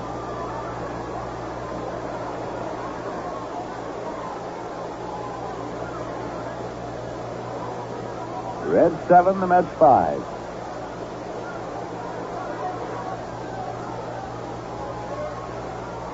Cisco getting his sign. And this pitch is inside. It's 3 balls, no strikes to Frank Robinson.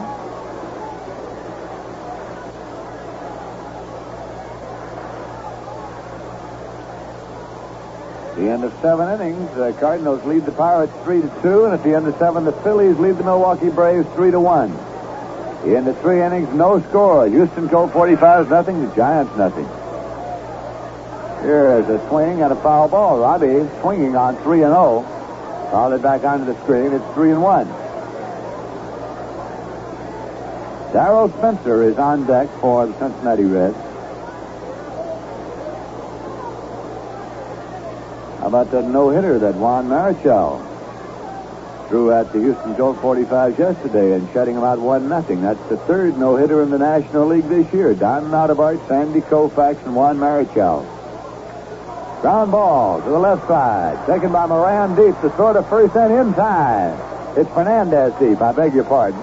Chico Fernandez making the play, and in the bottom of the sixth, Cincinnati Reds got one run on one hit. There were no Met errors and one Red left, and at the end of six, it's the Reds 7, the Mets 5. We'll be going to the top half of the seventh. Frank Robinson taking his time, getting rid of his helmet and getting his cloth cap before going to his position in left field. The Chicago Cubs are at Los Angeles this afternoon. That'll be a later start. A group of Air Force reservists from the New York, New Jersey area, from the 514th, who are in camp near here, are parading through the stands with a Met banner now. They are Met fans, and it's 514th TC wing. Go, go, Mets. The reception they're getting from the Cincinnati fans is a little mixed because it's a huge banner. I'd say about one bed sheet in width. Some supply sergeant better check things out pretty closely. They drove about 50 miles to get here. They say they're Met fans all the way. And so they're parading through the stands with the banner. The Cincinnati fans don't exactly know about this parading through the stands with banners. We're going to the top half of the seventh. And Cliff Cook is coming up to bat for Galen Cisco. Here's a pitch swung on and foul back and out of play.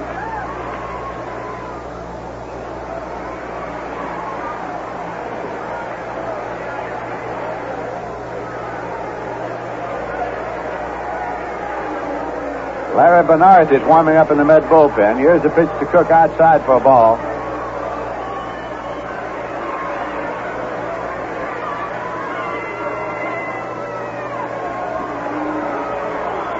And a 1-1 pitch. It's a fastball, a little tight. And umpire Lee Wire indicating that it may have ticked his bat as he rocked back. And that's what he says. 1 ball and 2 strikes. So the scoreboard count will have to be changed. Lee Wire indicating that as the tight pitch rocked Cook out of there, it barely ticked off the bat handle. So it's 1 ball and 2 strikes.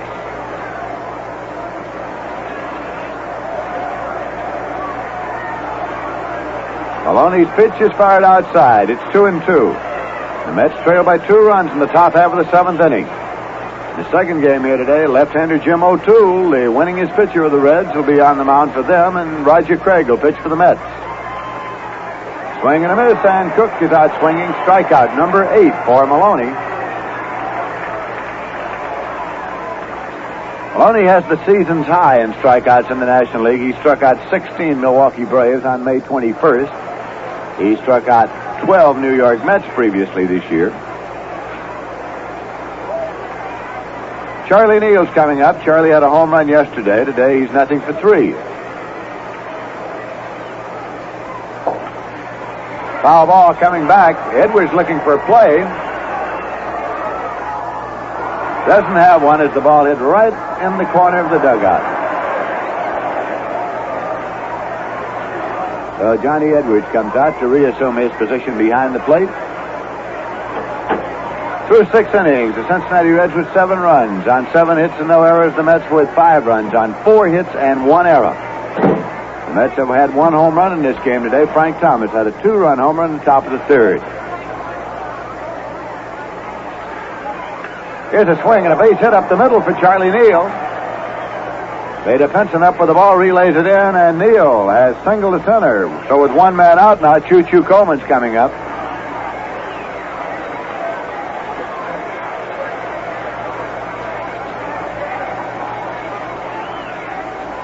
Choo-Choo Coleman, a left-hand batter. Nothing for 3 today.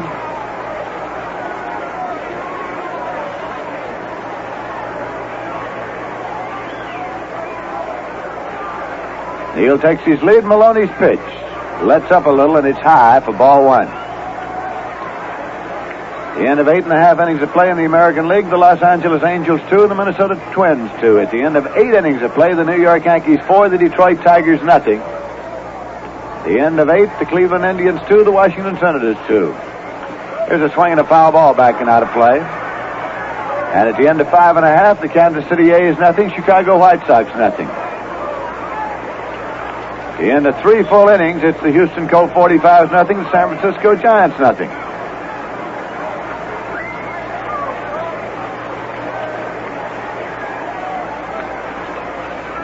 Here's a swing and a fly ball down the left field line, going foul, curving on over into the stands and out of play. It's 1-2.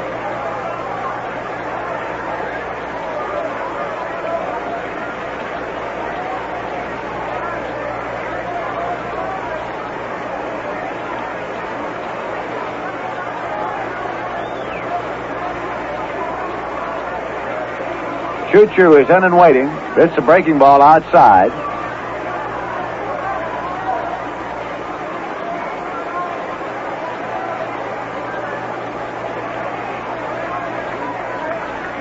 Cincinnati Reds 7 and the New York Mets 5.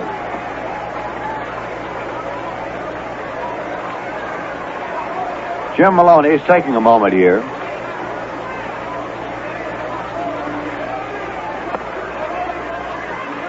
Now he's set to work, and here's a pitch swung on. It's a fly ball to right, but Tommy Harper's right there, and he makes the catch. Charlie Neal halfway on the fly ball to right, goes back to the bag at first, and that will bring up Ron Hunt. Ron is nothing for 3 in this game.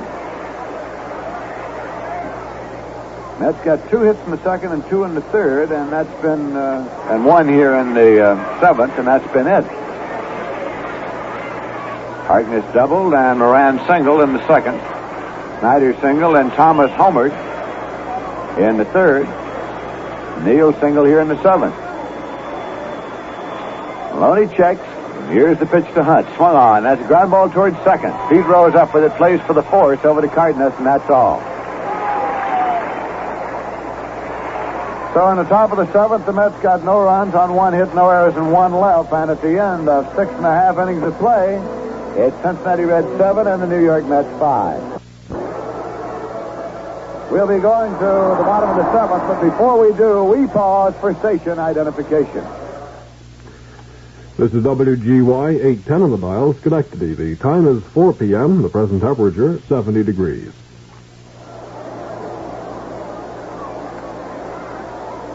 This is Lindsey Nelson with Ralph Kiner and Bob Murphy at Crosley Field in Cincinnati, and Larry Bernard is the pitcher in the ballgame now for the Mets. Darrell Spencer is up for the Cincinnati Reds, and here's the pitch. In there for a called strike.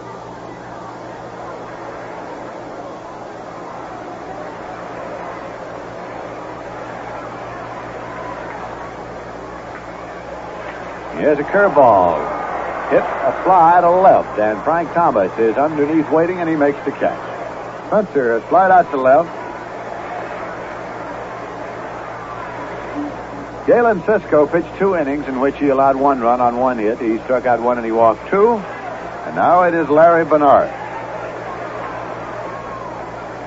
Al Jackson is the pitcher of record for the Mets. Leo Cardenas up for the Cincinnati Reds.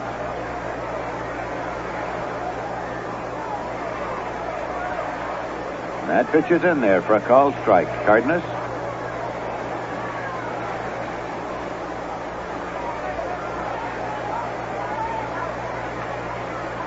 That pitch is tight. It's 1-1.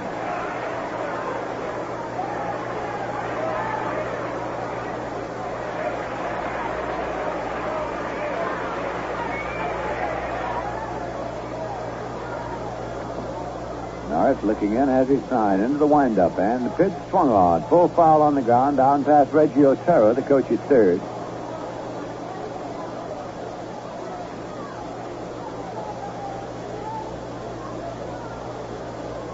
Boston Red Sox defeated the Baltimore Orioles 8-1 in the first game of their doubleheader today.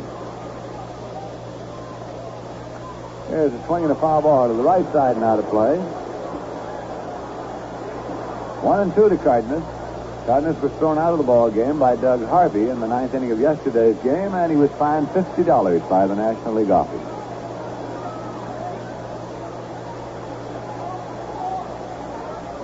1-2 pitch. Swung on, a ground ball right back to the mound. Glove by Bernard, throws on to Harkness in time, and they're 2 away. Pitcher to first. Don Pavletic coming up. Pavletic has walked, doubled, and walked. The Mets led in this ballgame at one time by a score of 5-2, but then the Cincinnati Reds had a big 4-run fourth inning and added another one in the sixth and lead by a score of 7-5. Pitches in there for a called strike to Pavletic. Against the right-hander, Gordon Coleman will probably be playing first base for the Reds in the second game. That's a let-up, swung on. It's a fly ball to left. Frank Thomas coming on, and he makes the catch for the out. So Benares gets the Reds out in order in the bottom of the seventh with no runs on no hits, no errors, and none left. And at the end of 7 full innings, it's the Reds 7 and the Mets 5. Innings. Now right here, the first pitch to Duke Snyder is popped up high in the air. The third baseman, Darrell Spencer, in foul territory, and he makes the catch. Duke Snyder leading off in the 8th inning out, and now coming up is Frank Thomas. On the mound for the Cincinnati Reds, Jim Maloney. Jim has given up 5 runs. He has allowed 5 hits, struck out 8, and he has walked 4. Thomas with a 2-run home run, the only hit off Maloney out of the ballpark in the game by the New York Mets. The home run by Frank was his 4th of the year.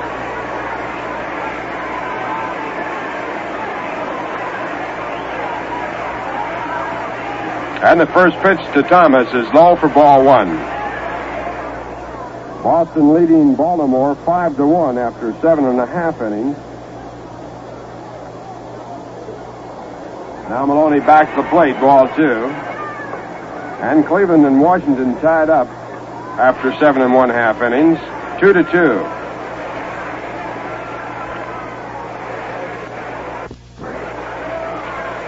Jim Maloney with a fastball low, ball 3.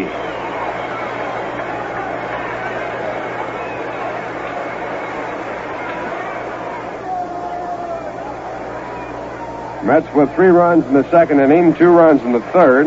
Since then, they have picked up no runs and only 1 hit. And there's ball 4. Jim Maloney walking Frank Thomas, and now some action in the bullpen for the Cincinnati Reds. Bill Henry, a left-hander, getting up and getting ready to throw.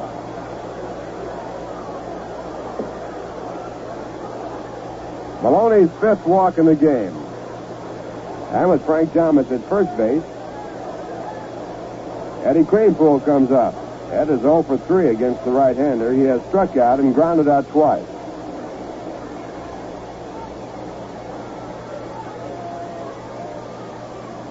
And the first pitch is a fastball in the outside corner, strike 1.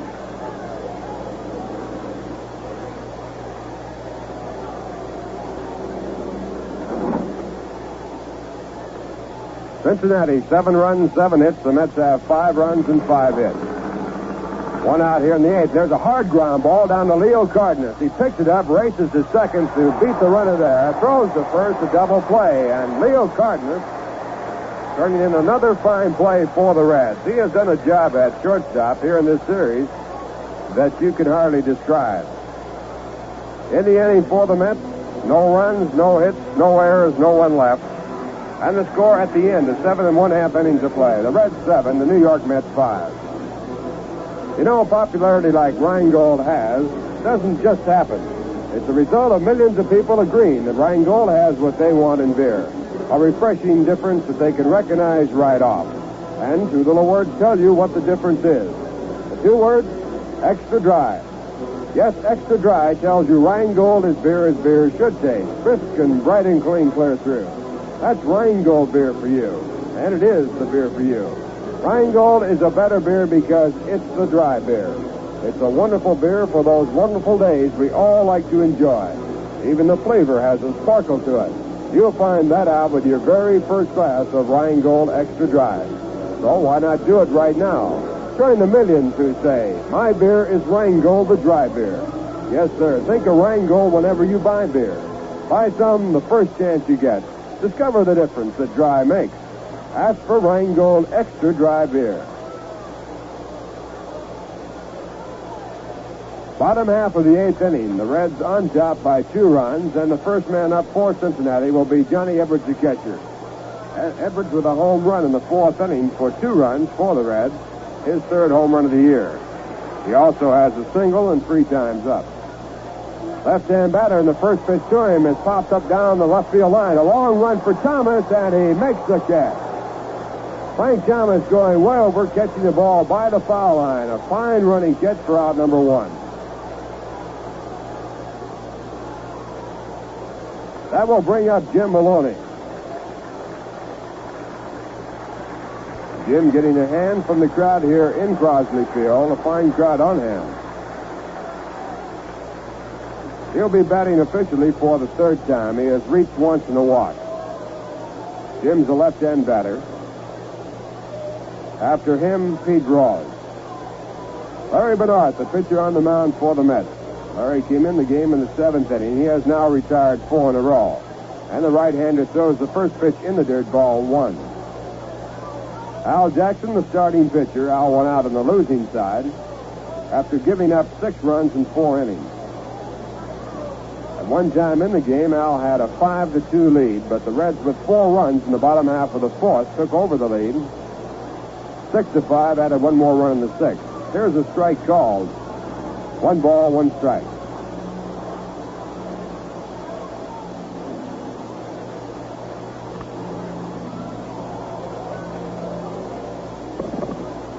And the pitch back is low, ball 2. 2 balls and 1 strike. Here's the final score. The Cleveland Indians defeated Washington 4-2. Mudcat, Grant, and Abernathy. In the game, Abernathy, the winning pitcher, and he got it in relief. 2 runs in the 8th inning to win the game for Cleveland. Now the pitch back to the plate, strike 2. 2 balls, 2 strikes. The losing pitcher in that game, Ronnie Klein. Right here, the score is 7-5. The Reds lead. Now at 2-2, Bernard throws a changeup that's fouled away for a foul strike out of play, and the count holds at 2-2.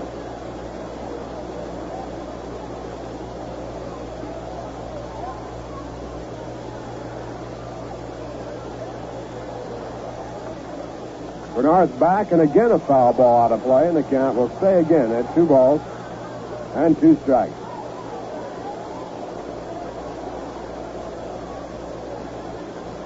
Another final score, the Yankees win it on a shutout, a 3-hitter. Ralph Terry, the winning pitcher, the losing pitcher, bunting. The score 4-0, Yankees win. And now a fastball outside for ball 3. 3 balls and 2 strikes.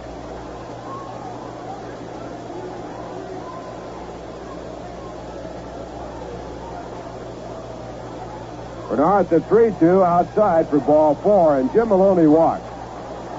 Well, I know what a lot of fans are doing right now, pouring a tall, frosty glass of Rheingold Extra Dry. Rheingold is beer should taste. And Dry tells you why. How's your glass?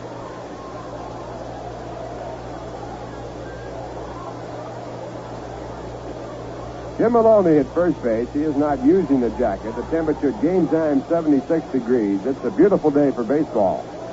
And now the batter, Pete Rawls, 1 out. Pete has scored 3 runs in the game. And he fouls the first pitch for strike 1.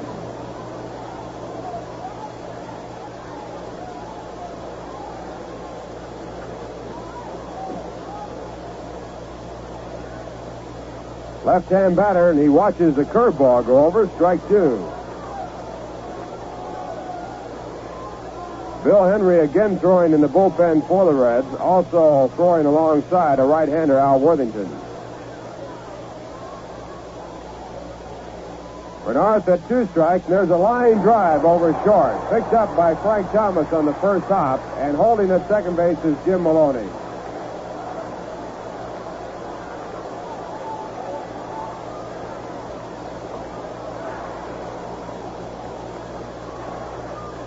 Runners now at first and second with 1 out. That is the first hit given up by Larry Bernard. And the batter will be Tommy Harper. Tommy is 0 for 2 in the game. He has scored 1 run.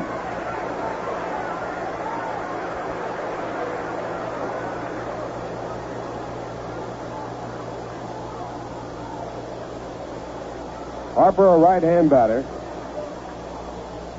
And he takes the curveball outside for ball one. The Reds 7, the Mets 5. We're in the bottom half of the 8th inning.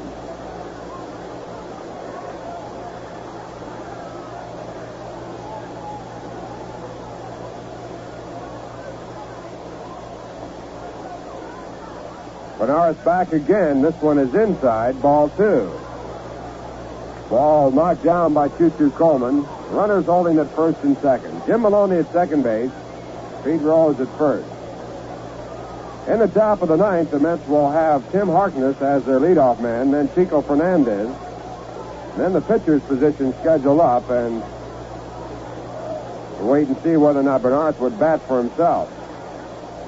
So the Mets will have their 7th, 8th, and 9th batters coming up in the 9th inning. There's a foul ball for strike 1. Fastball in the outside part of the plate, fouled off to the right. 2 balls, 1 strike.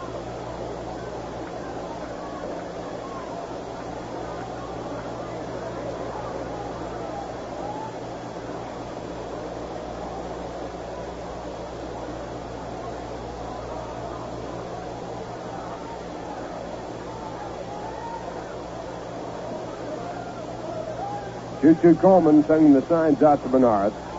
And the pitch back, a check in the swing. The ball hit down to first base. Harkness comes up with the ball, throws to Fernandez at second, and he drops the ball. Holding at third base on the play, the pitcher Jim Maloney, so the bases are loaded. The throw to Chico Fernandez might have been partially blocked by Pete Rose as he came over to the bag. The throw was not too bad. An error is going to be charged to Fernandez.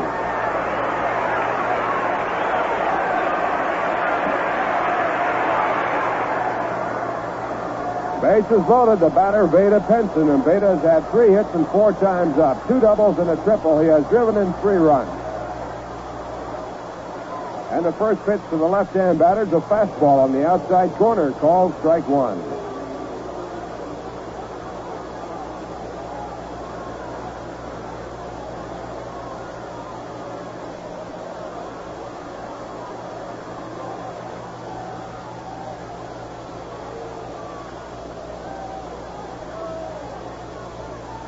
Bernard's back to the plate. A curveball misses outside. 1 ball, 1 strike.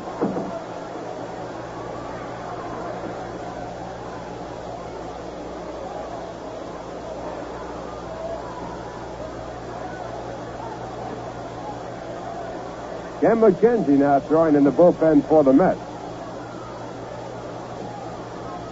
Make that Don Roll. Left-hander Don Roll up and throwing in the bullpen for the Mets. There's a hard smash foul.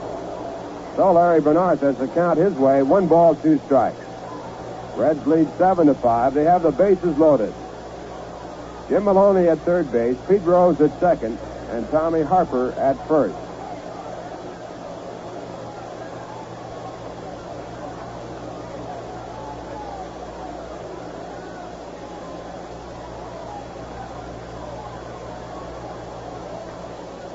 Bernard's the right-hander, looking for the sign. Now he goes into the windup, and here's the delivery. A swing and a miss. Strike 3. So Veda Penson strikes out with the bases loaded, and now with 2 men out, it'll be Frank Robinson's turn.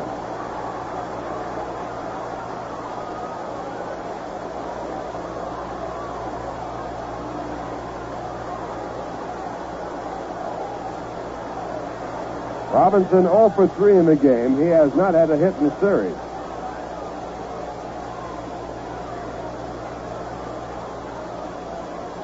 At game time, he was batting .266.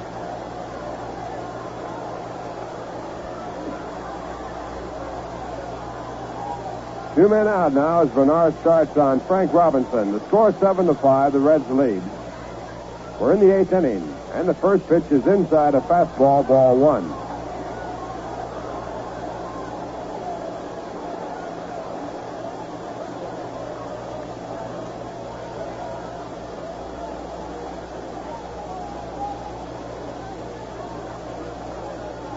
Jim Maloney at third base, Pete Rose at second, Tommy Harper at first.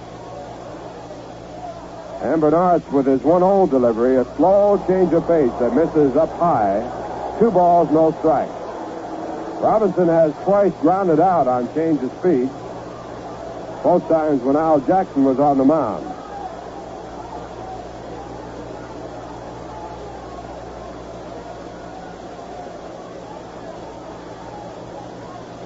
Two balls, no strikes, and the pitch back to Robinson is a fastball, low, ball 3. So Larry Bernard's now in trouble at 3-0 with the bases loaded.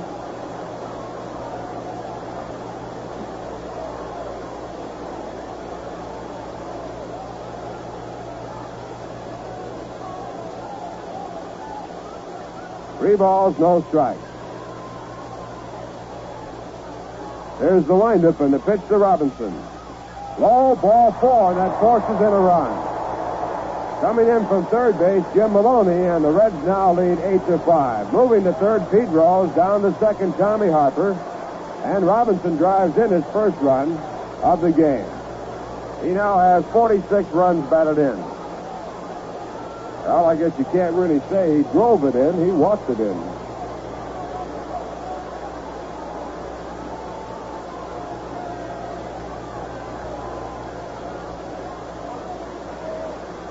Now the batter in the batter's box is Darrell Spencer, and he fouls the first pitch back out of play, strike 1. Spencer is 0 for 4 in the game. He has struck out, grounded out twice, and flied out.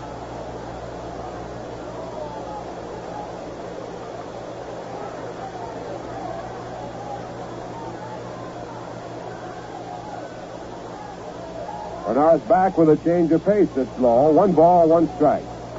Tim Harkin is coming in at first base for a possible play, but no throw made.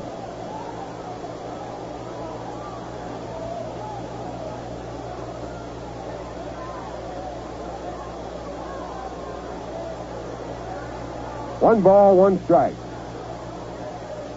And the fastball is on the inside corner, called strike 2. Nelson Matthews has hit a home run for the Chicago Cubs. And Johnny Padres, who started the game, is out of the game, and Ed Roebuck is in the first inning. The Cubs lead by at least 3-0. Bob Buell working for the Cubs in that game. That was against the Los Angeles Dodgers. There's a curveball swung on and fouled back, so the count a hold at 1-2. Nelson Matthews broke into the major leagues with a grand slam home run against the Dodgers last year.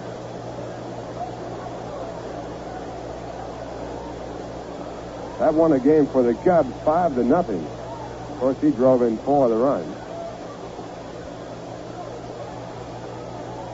1 ball, 2 strikes for North to Darrell Spencer, and it's low for ball 2. Bases still loaded. The Reds lead now 8-5 with a run here in the bottom of the 8th inning. Mets at one time had a 5-2 lead.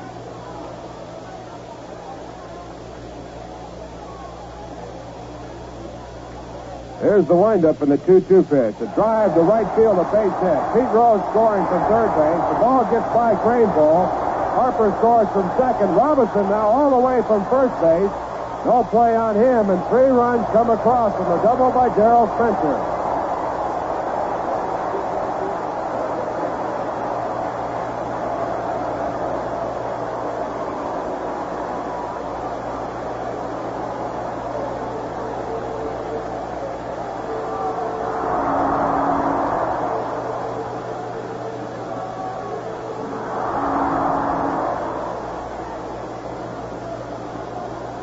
Spencer picking up his 19th, 20th, and 21st runs batted in, and we're going to have a change in pitchers.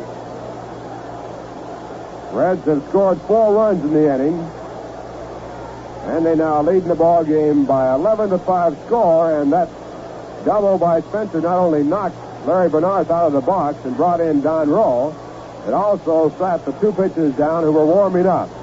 It'll give Jim Maloney a chance to go all the way. Bernard officially worked a total of 1 2/3 innings. Charged so far with 4 runs. He gave up only 2 hits. But in between, working in there, 3 walks. So the walks proving again to be a real tough thing to overcome for any pitcher.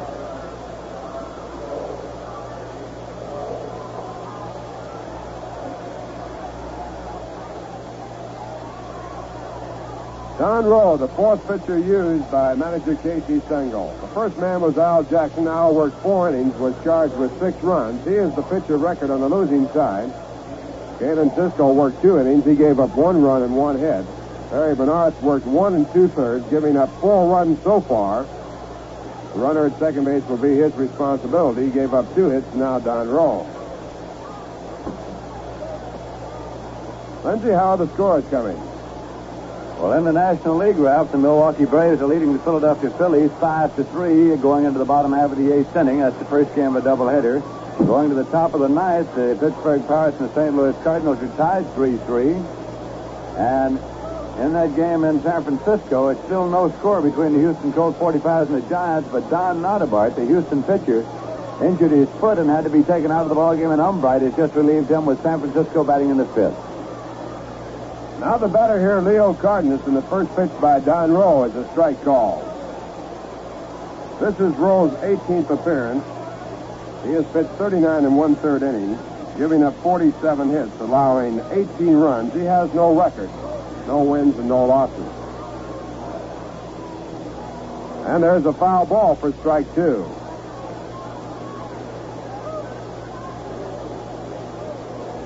Reds 11 runs now, and they have a total of 9 hits in the game.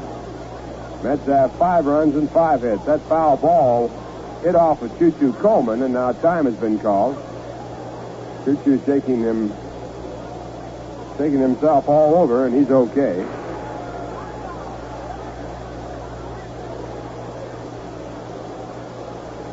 Don Rowe, who had walked in, now back on the mound.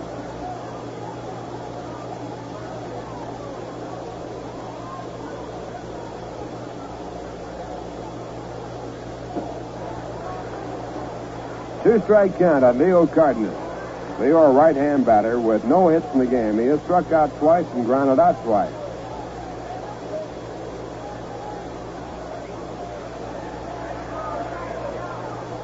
And Rowe with a pitch back to the plate gets the ground ball down to Neal. Neal comes up with it, goes across the diamond to Tim Harkness to retire the side.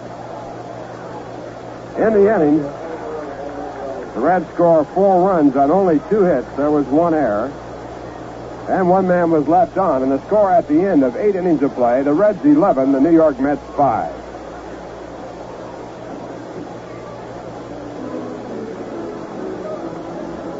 Well, the New York Met yearbook, which was so popular in the first third of the season, in fact, it was so popular that they had to grind out a second edition, is now available for you at the completely revised edition at all the ticket outlets, and also you can pick it up by mail. This yearbook contains biographical and statistical data on Duke Snyder, Ed Kranepool, Ron Hunt, Carl Willie, and it has a 4-color setup with Mr. Met on the front cover. It contains over 100 pictures of your favorite Mets, as well as many special articles. There are stories about Casey Stengel and the coaches, Shea Stadium, and the new Stadiorama scoreboard. It's a must for any sports library. To obtain your copy of the revised 1963 Met Yearbook, send 50 cents to Met Yearbook, Polo Grounds, New York, 39, New York.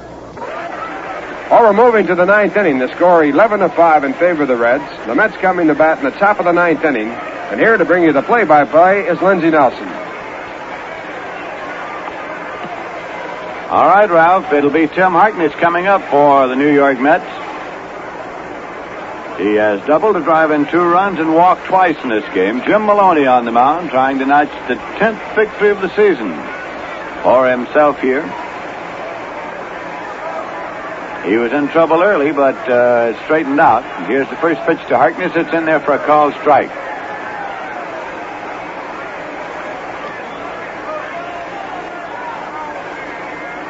Maloney has struck out 8 and walked 5 in this game so far. Here's a swing and a foul ball coming back and out of play. It's a 2-strike count. Tim Harkness at the plate for the Mets in the top half of the 9th inning. In the second game here this afternoon, Roger Craig will pitch for the New York Mets. Jim O'Toole will pitch for the Cincinnati Reds.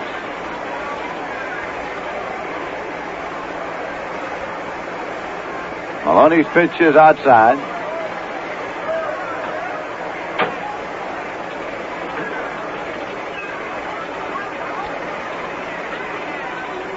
Chico Fernandez is on deck for the Mets.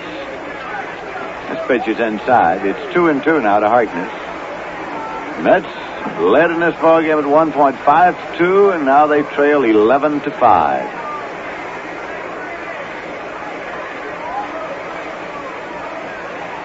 Jim Maloney with the pitch, swung on and missed. Strike 3, strikeout number 9 for Maloney. One away, nobody on base for the Mets, and Fernandez is coming up.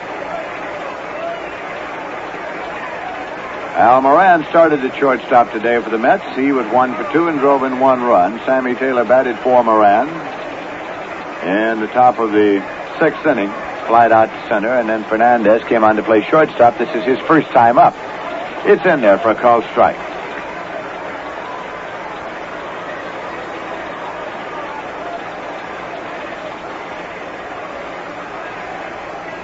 Again, Maloney set to work, and this pitch is in there for a called strike 2. Houston Colt 45s and the Giants battling 0-0 at the end of 5.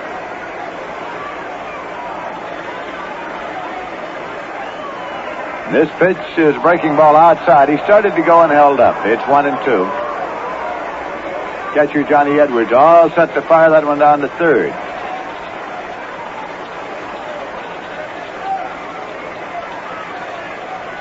One man out, nobody on base for the Mets. Swinging a foul ball, back and out of play.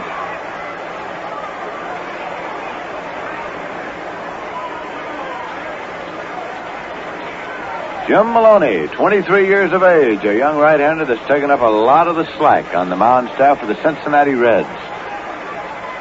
This pitch is fired outside. 2-2. He went to the fastball, missed the corner. Lee Wire, the umpire, coming around to brush off the plate. He has a long way to bend over when he does that. He's 6 feet 6 inches tall.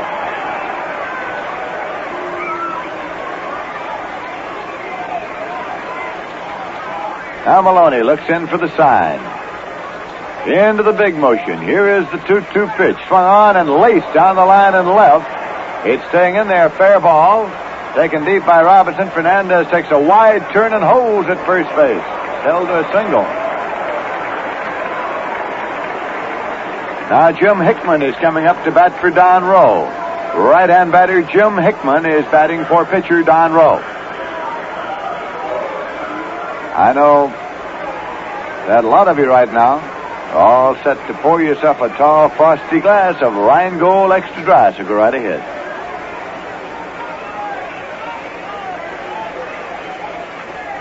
Pitch to Hickman is swung on and foul back. Out of play for strike 1.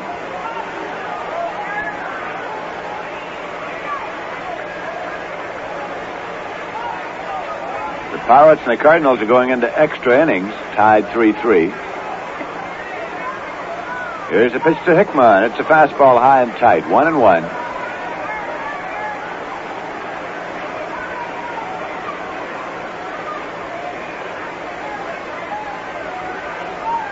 Angels defeated the Minnesota Twins 5-3 in the American League. This pitch is right over the top of Hickman's head. Way high. 2-1.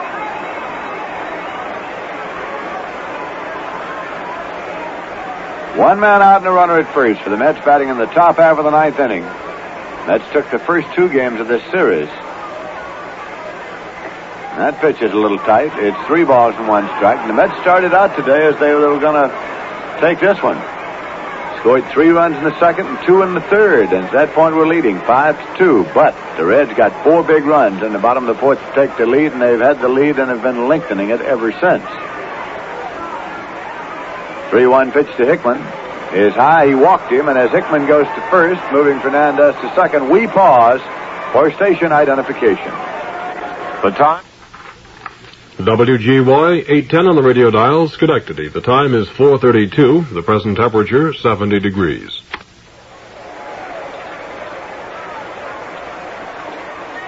This is Lindsey Nelson with Bob Murphy and Ralph Kinder at Crosley Field in Cincinnati. Charlie Neal is up for the Mets with runners at first and second and one man out. Maloney's pitch is swung on and has a high fly ball to short right field. Tommy Harper is moving in. He's underneath and waiting, and Harper makes the catch. No advance. And that will bring up Choo-Choo Coleman. Two men out. The Mets have had 6 hits off Maloney. He has struck out 9 and he's walked 6. There's double barrel action right now. Al Worthington's a right-hander warming up for Cincinnati, and Bill Henry is the left-hander. Fastball turns Choo-Choo high and tight, and it's ball 1.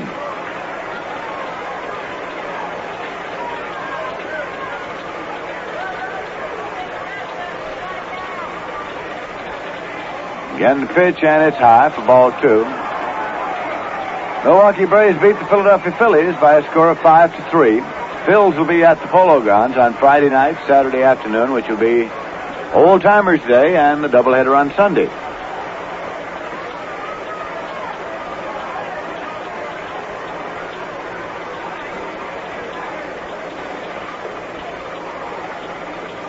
And here's a pitch high to Choo-Choo. It's gone ball 3.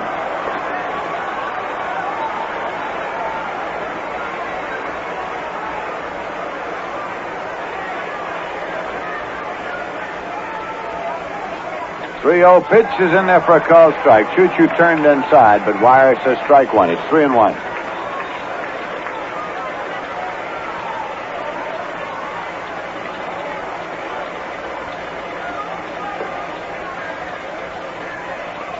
Pitch swung on as a ground ball. Taken at first base by Pavletic. Bobbles it, fields it, goes to first in time for the out, and this ball game is over. Pavletic fielded it, bobbled it up into the air, then gloved it before it hit the ground and continued on over to first base to make the play unassisted. So in the top half of the ninth, the New York Mets got no runs on 1 hit, no errors, and 2 left. As the Cincinnati Reds take the first game they've been able to take in this series, winning it by a score of 11-5. Keep in mind that the New York Mets will be coming home to the Polo Grounds on Friday night against the Philadelphia Phillies, Saturday afternoon against the Phils, and a doubleheader on next Sunday against the Phils. Tickets are now on sale, and it's a good idea to get those tickets while the Mets are on the road. All the ticket outlets are open. The one at the Polo Grounds, the one at Grand Central, the one at Pennsylvania Station.